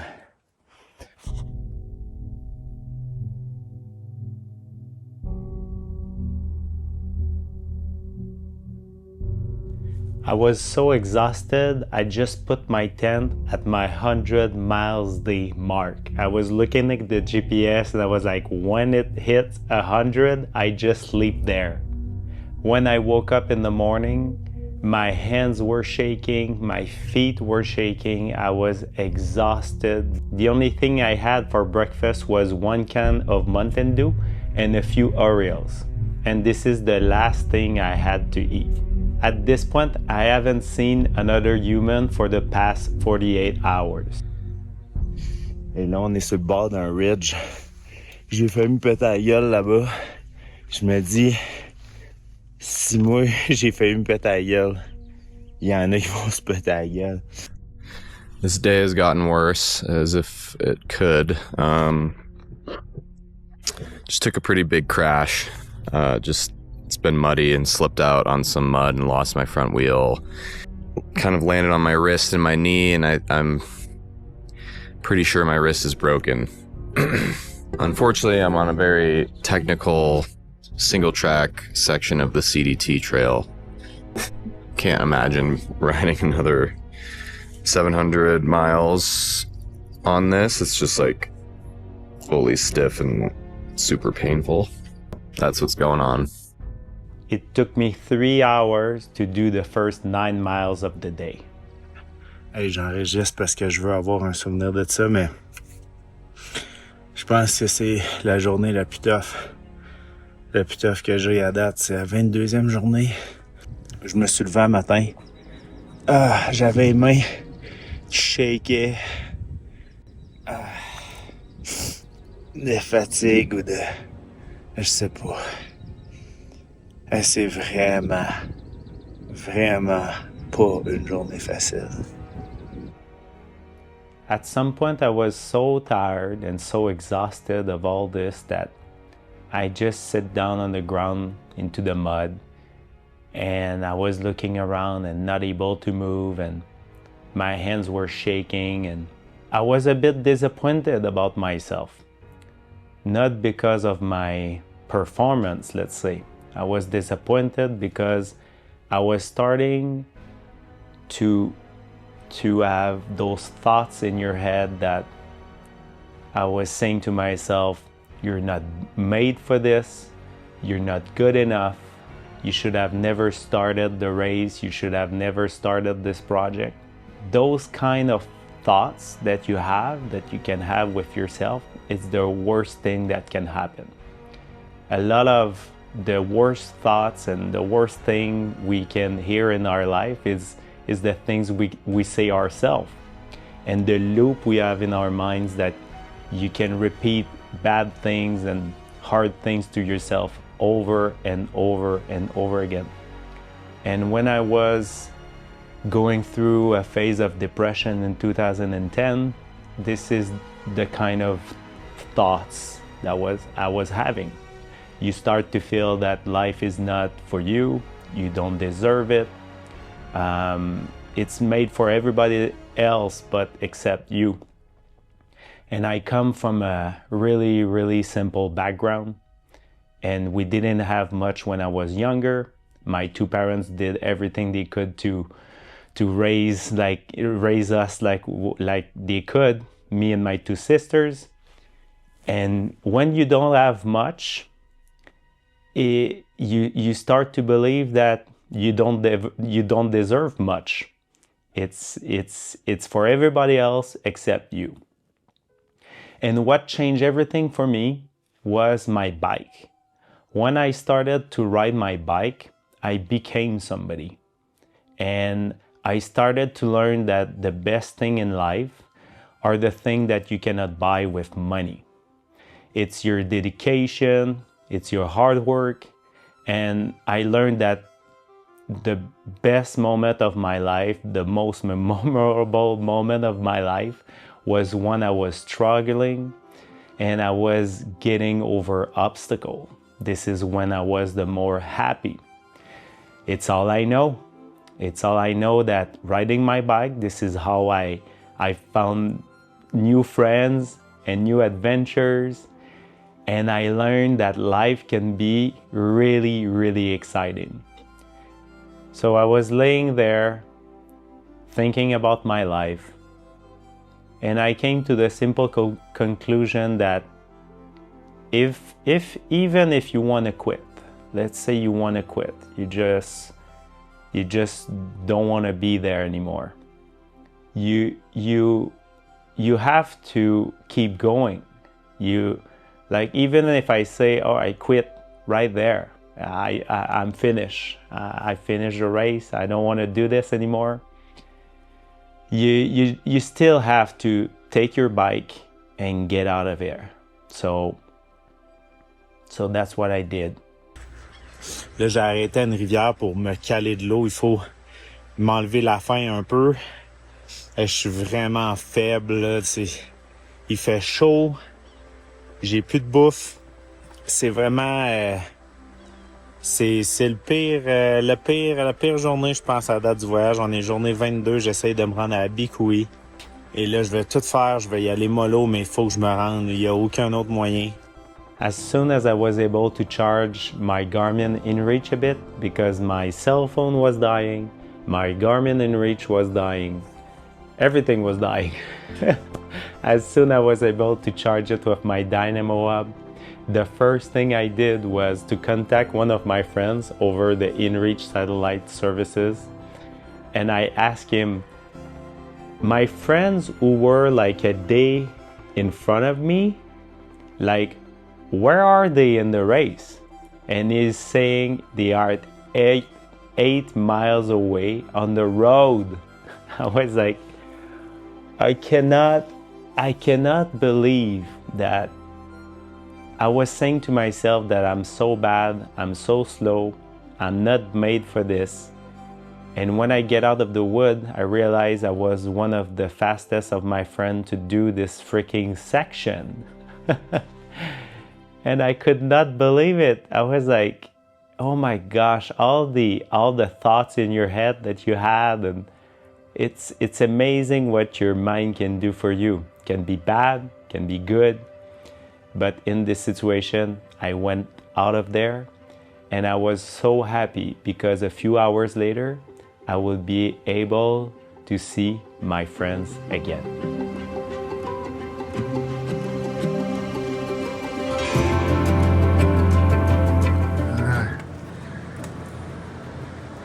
Man. Tried to get a room, but there's no hay. Is it okay if I crash with you, man? Dude, look at this luxurious pad we got. Bathrobes. So nice. On s'en va dans une des parties qui est les plus sauvages. Il y a encore beaucoup de passes à faire. jusqu'à temps qu'on arrive à Cuba. Et là, à partir de Cuba, ça va être la chaleur. Alors aujourd'hui, il faisait 38. Là, on va attendre des 40 coques. Et pour moi, ça va être excessivement difficile. J'en reviens pas. Nouveau-Mexique, on est proche de la fin.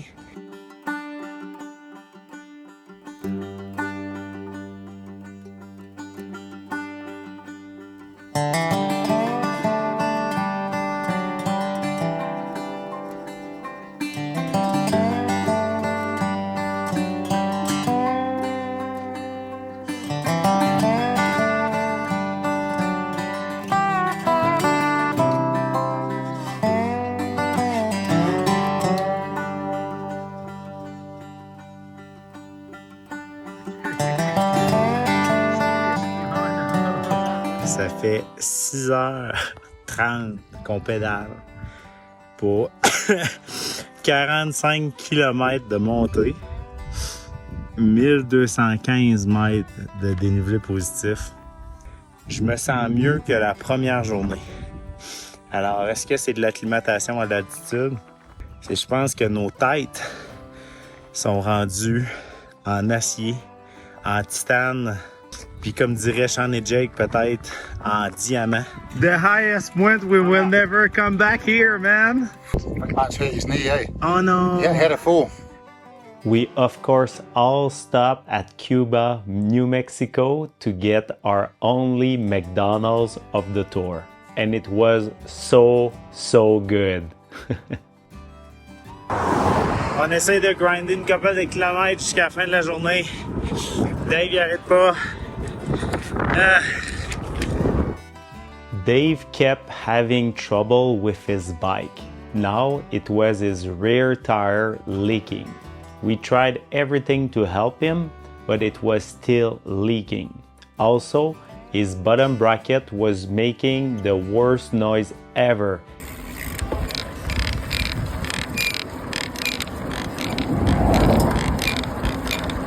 And he had so much drag into his system that it slowed him down. But what I can say about Dave is he never gave up.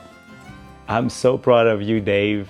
You've been an inspiration for me, and if I had your bike on this tour, I don't know if I would have finished.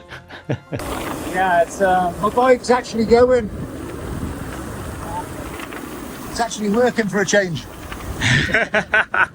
Il faut vraiment couper les kilomètres, là. C'est ça qu'il faut faire. Il faut en faire le plus possible.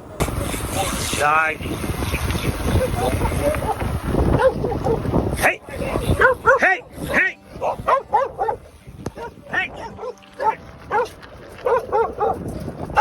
You motherfucker! New Mexico is the land of the dog. Some are friendly and some are really not. Sometimes I wish I didn't let my bear spray back in Pinedale.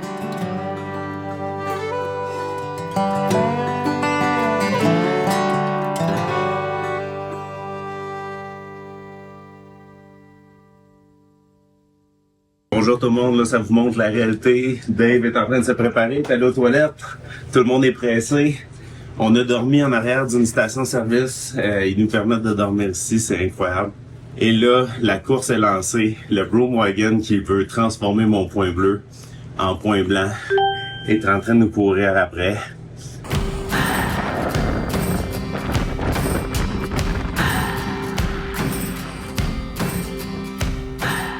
Hey, so this is Team Canada. Woo! Still going strong. Gonna get to the end, boys. Yeah. That's amazing. Almost. In the city of Grants, we were able to get some good supply, have a 2 or 3 hour sleep in a motel, see some friends we haven't seen for a long time. Dave was able to go to Walmart, which is the only time we saw Walmart for the whole tour. They didn't sell a 29-inch tire, but he was able to buy an entire bike just to use the rear tire.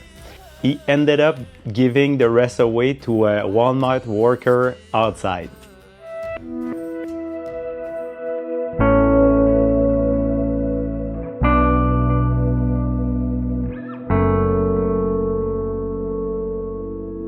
One of the things I did to entertain myself on the bike was to download offline YouTube videos to watch later.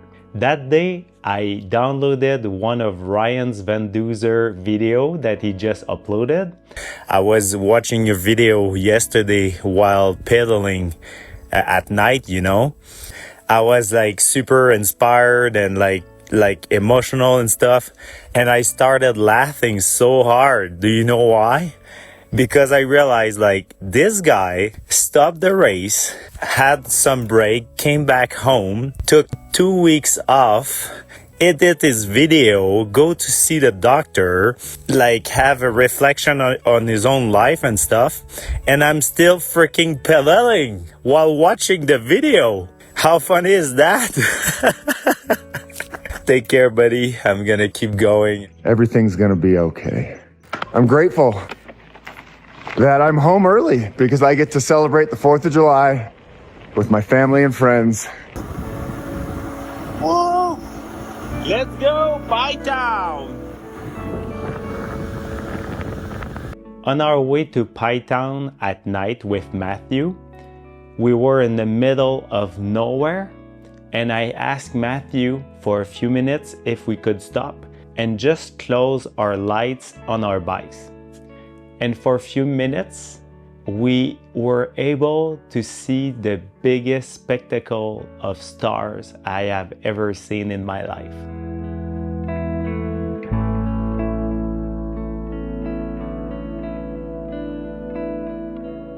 When we arrive at Toaster House, which is like a famous place for the Tour Divide rider, but also for the Continental Divide Trail hikers, we arrived super late at night, so we decided to just sleep on the porch. We only had 3 hours. So Matthew did one of the badass things I've ever seen someone do. He didn't use his sleeping bag, he didn't use his mattress. He only went on the ground with nothing and just used his helmet as a pillow and just went to sleep like this. And while he was doing this, I was like inflating my mattress and getting my pillow ready. And for the first time of this whole tour, I felt like such like a fancy princess. I was like, this guy can just go to sleep like this with nothing on and I need my fancy mattress. I found it so funny and so impressive.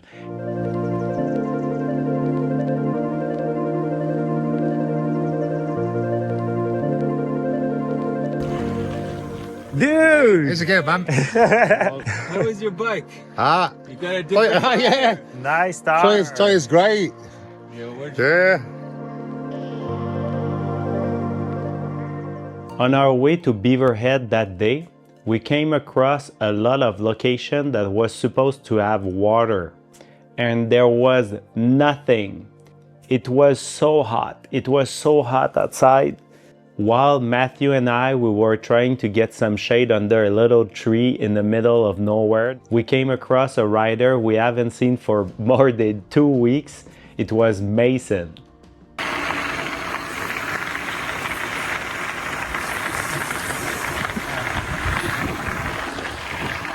Un des meilleurs comebacks de ma vie, là, j'ai tellement eu chaud, puis j'ai été capable de revenir en trempant mon gilet. Je suis tellement content.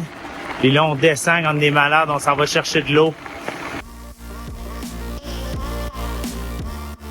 We kept pushing together until we came across a location that had water, but not only water, but cold water. And when we started drinking, we all cried. So Mason, how is it? This is the best water I've ever had. I second that. Like, and then it's like holy water. Il a fait 42 aujourd'hui, on pédale depuis ce matin. J'ai le shake. On avait tellement hâte d'avoir cette eau-là. Can't believe we're here, guys. De l'eau, c'est la vie. L'eau, c'est la vie. At the end of the day with Matthew and Mason, I was going up the top of the super long hill. I tried to shift. I felt like the shifter like all gone wrong. And what happened is my cable broke. So I ended up pedaling for a few kilometers on the last speed, like the lowest gear. L'avant-dernière journée, c'est sûr qu'il allait arriver quelque chose. Je pensais pas que ça allait arriver l'avant-dernière journée. Va falloir improviser quelque chose. And we went at a spot that we were able to work on my bike. And at this point, this is where Mason saved the day. Because he had like an extra brake cable with him, I was able to make my derailleur go in one speed. So Sean, Jake, s'il y a des choses qui vous arrivent à un moment donné puis ça brise, il y a toujours une solution, les gars. Tout le temps. Et là, papa, il faut qu'il répare son dérailleur comme ça. Ça se peut qu'il va falloir qu'il pédale 5 km de même, on va le faire. Matthew and Mason kept going with me during the night. We stayed together like a train, and even though I was super slow, they kept riding with me. And with my dynamo light in the front, because I wasn't going fast enough, I was like, my light didn't work properly. So Matthew put himself in front of the pack with his big light, and we kept riding together like a train during the night. That meant a lot to me. For those guys to stay with me, that meant a lot.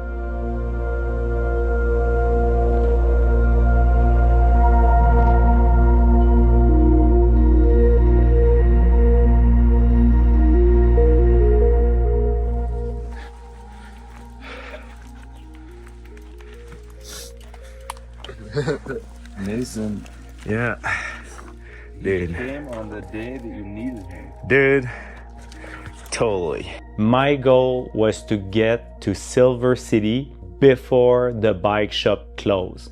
If I didn't arrive at the right time, so after 5 p.m., the bike shop will be closed and I will lose my chance to ride to the finish line with my friends.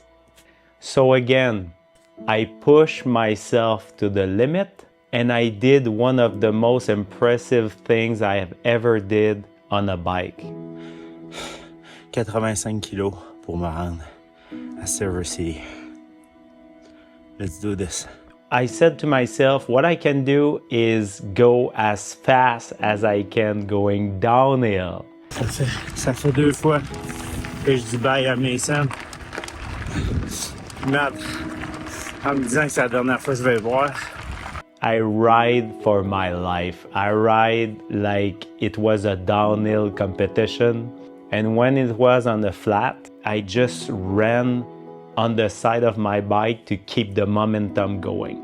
I went to places during that day that I never thought that was possible. I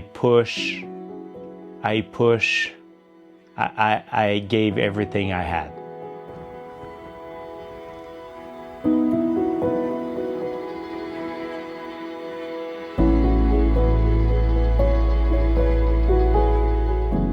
On continue, fait que Joanie, je t'aime. On va finir ça. À plus tard.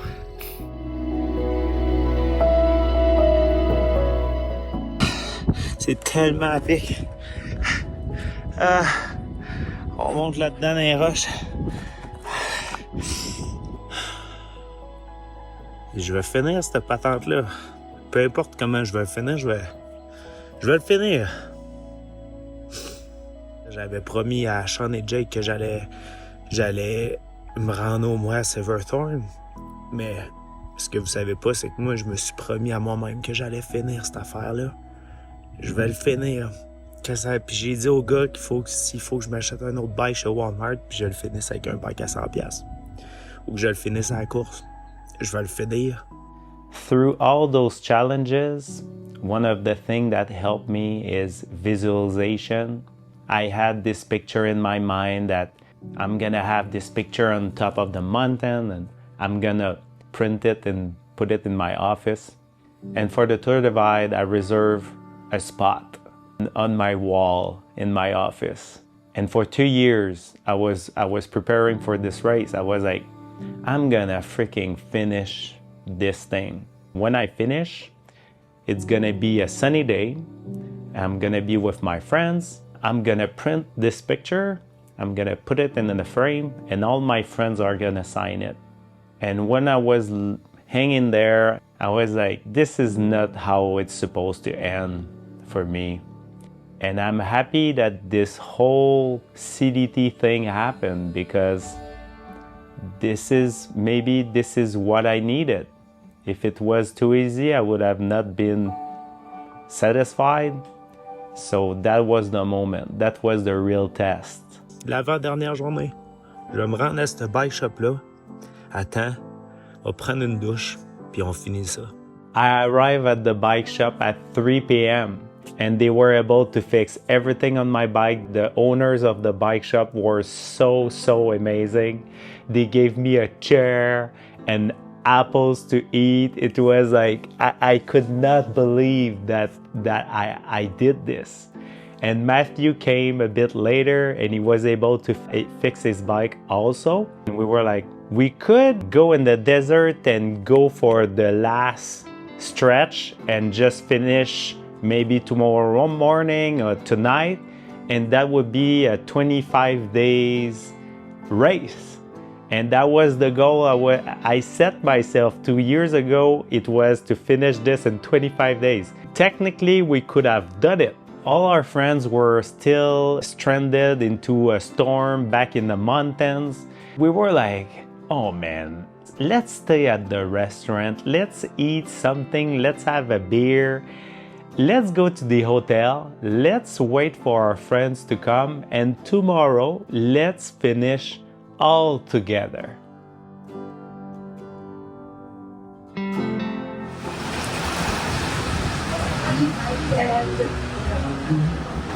Are you enjoying your night, Matt? Couldn't be better.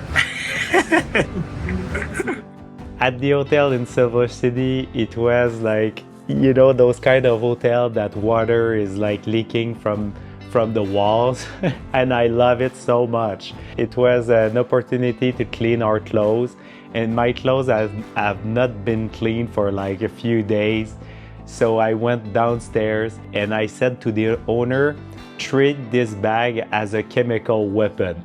Don't open it. So much fun going to the hotel. Yeah. Okay. Is there more floors?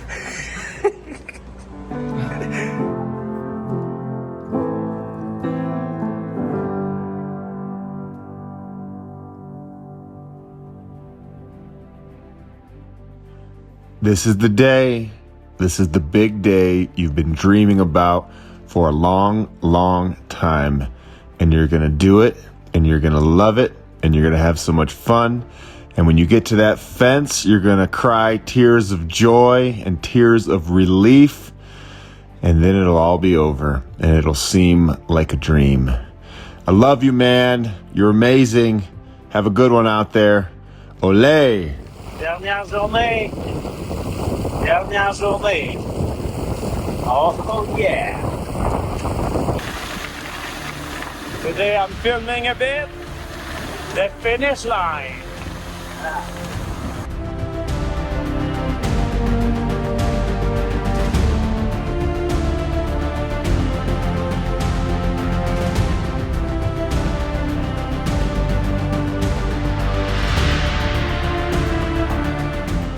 There was still one last CDT section to go, the third one. I was over it. There was some cactus, there was some steep section, there was some sand bike dragging stuff.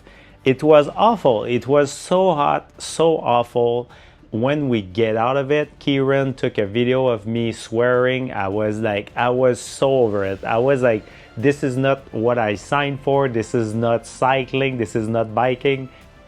What was that? In deep sand? Well, at least it's over. What do you think? I didn't think it was that bad.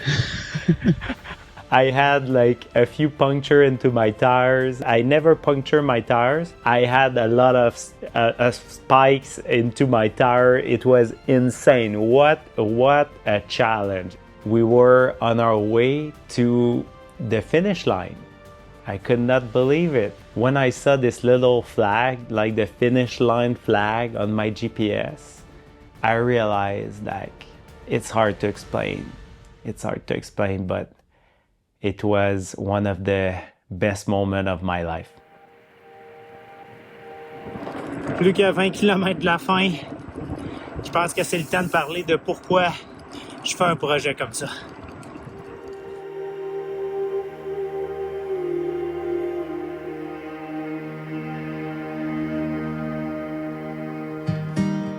And I'm so glad that I'm able to share some of those adventures with the best partner ever, Joanie. I found my soulmate. I found someone who understands me, who understands what I do. And the best gift she gave me was 2 sons, Sean and Jake. Oh, this could be my last chance.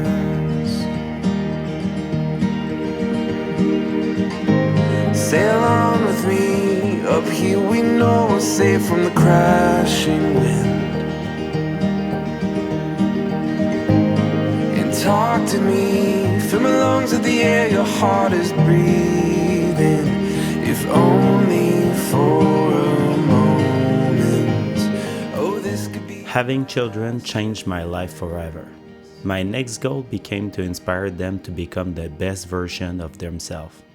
I tell them that I'm trying to lit the fire within them.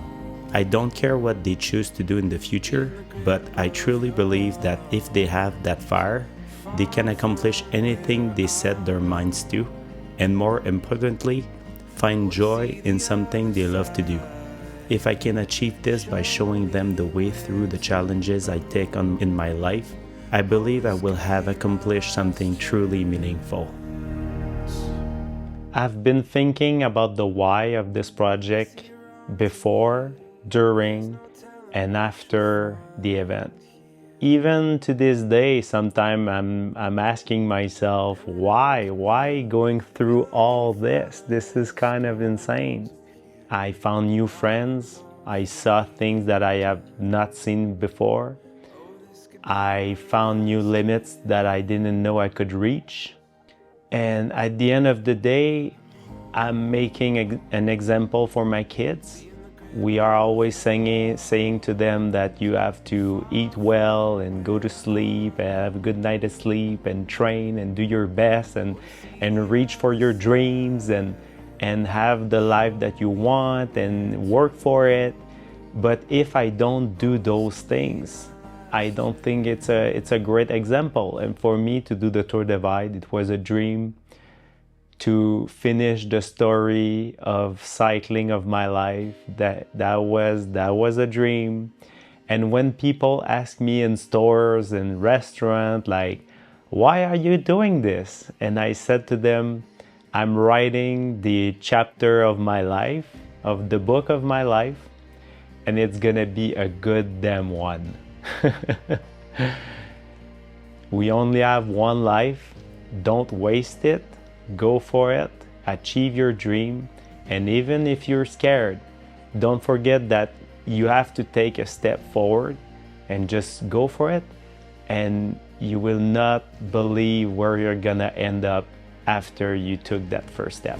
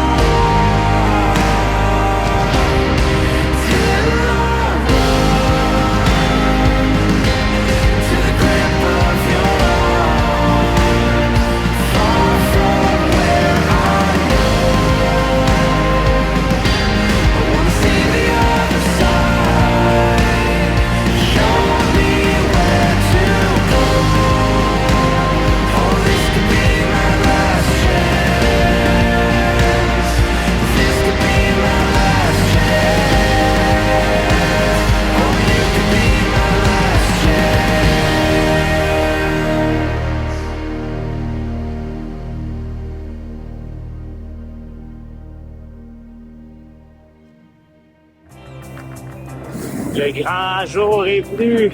Je vous propose de faire le dernier 1000 avec moi. Je vois les clôtures là-bas. Merci de m'avoir suivi là-dedans. La famille, les amis.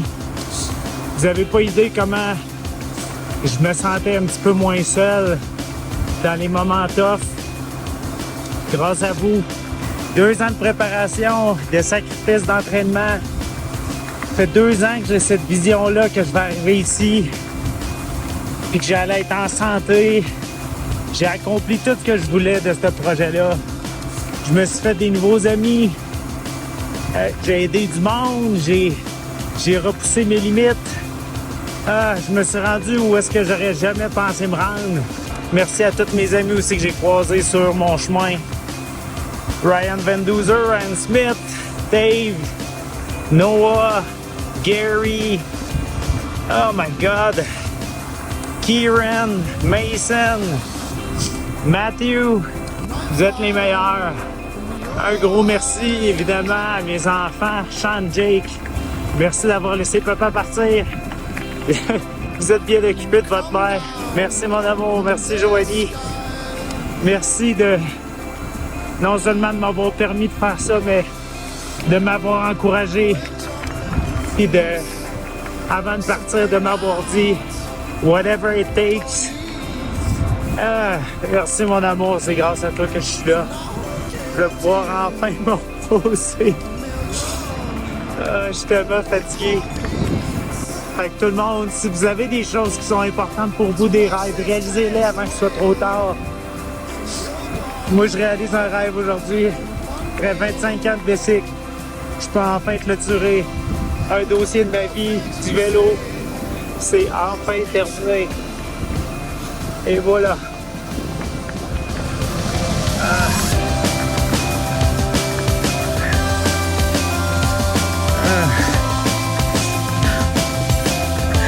Oh my God.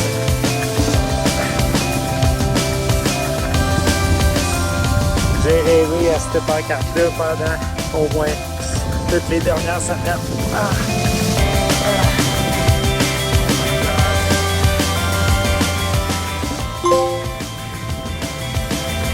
Si vous me demandez comment j'ai fait, je ne sais pas.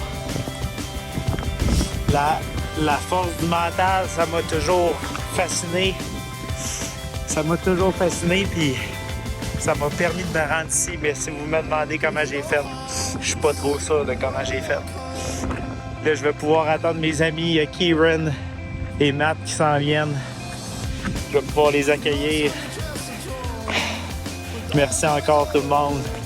C'est un des plus beaux moments de ma vie. Good job, Matt! Yeah. You did it! We did it! We did it! I don't know how we did, but we did! Good job, man! After 27 days. Dude! I've been biking for a month. You've been biking for a month. Good job, man. All pavement. All pavement, Matt. Good job, Kieran! Woo! You did this. Yeah. Good job, buddy. Dude. Good job. Right. That was incredible. Good job, man.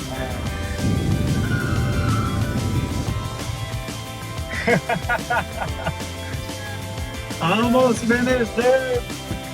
Trying to get there, had to eat a little snacks, feeling weak on the final stretch. Good job, man. Man, congratulations, guys. Dude, you got this. Push. Hey, I kind of like that last CDT section. Oh, dude. Yeah? Dude. That was a lot. That was prideful. I was like, this isn't bad. Your head is not working right. Hey, I went down once on it now.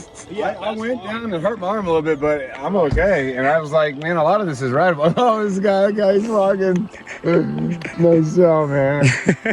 Almost that section was the best part. Dave. You got this.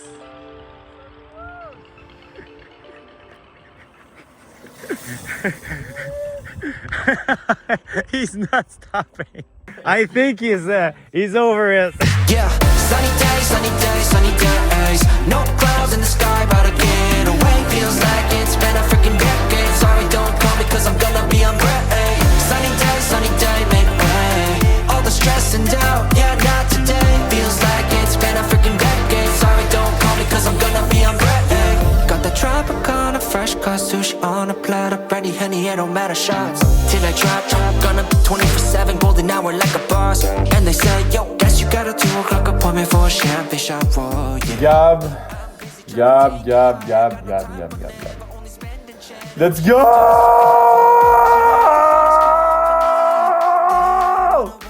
Yes, I believe, man. Let's go! Got the key. Rooftop pool, got a heli on speed. Ocean view from the highest peak. I'm complete. Oh, I want this to stay. Please don't go away. Yeah. Sunny days. No clouds in the sky, about to get. Gabrielle, you did it. Oh my God. You must be so excited. I'm sitting here with my mom. Say hi. Hi, Gabrielle. Congratulations. She's a big fan of you now. Anyway, I'm so proud of you, so excited for you. And I hope you get to chill out and eat all the good food and have fun with your family and your boys and your girlfriend. And yeah, man, way to go. Love you.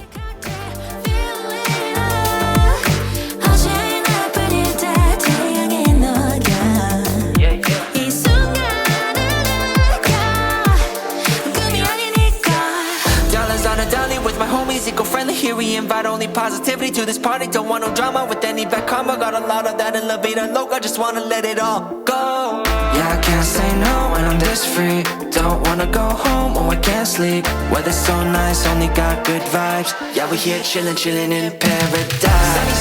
Sunny days. No clouds in the sky, about to get away. Feels like it's been a freaking decade. Sorry, don't call me, cause I'm gonna be on break.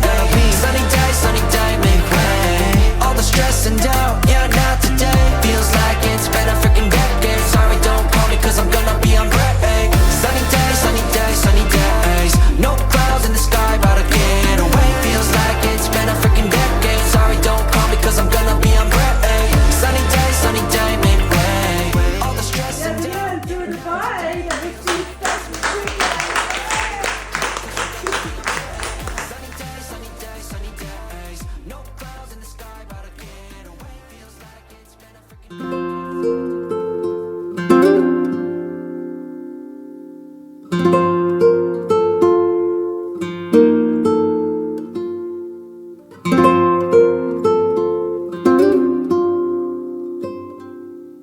Thank you.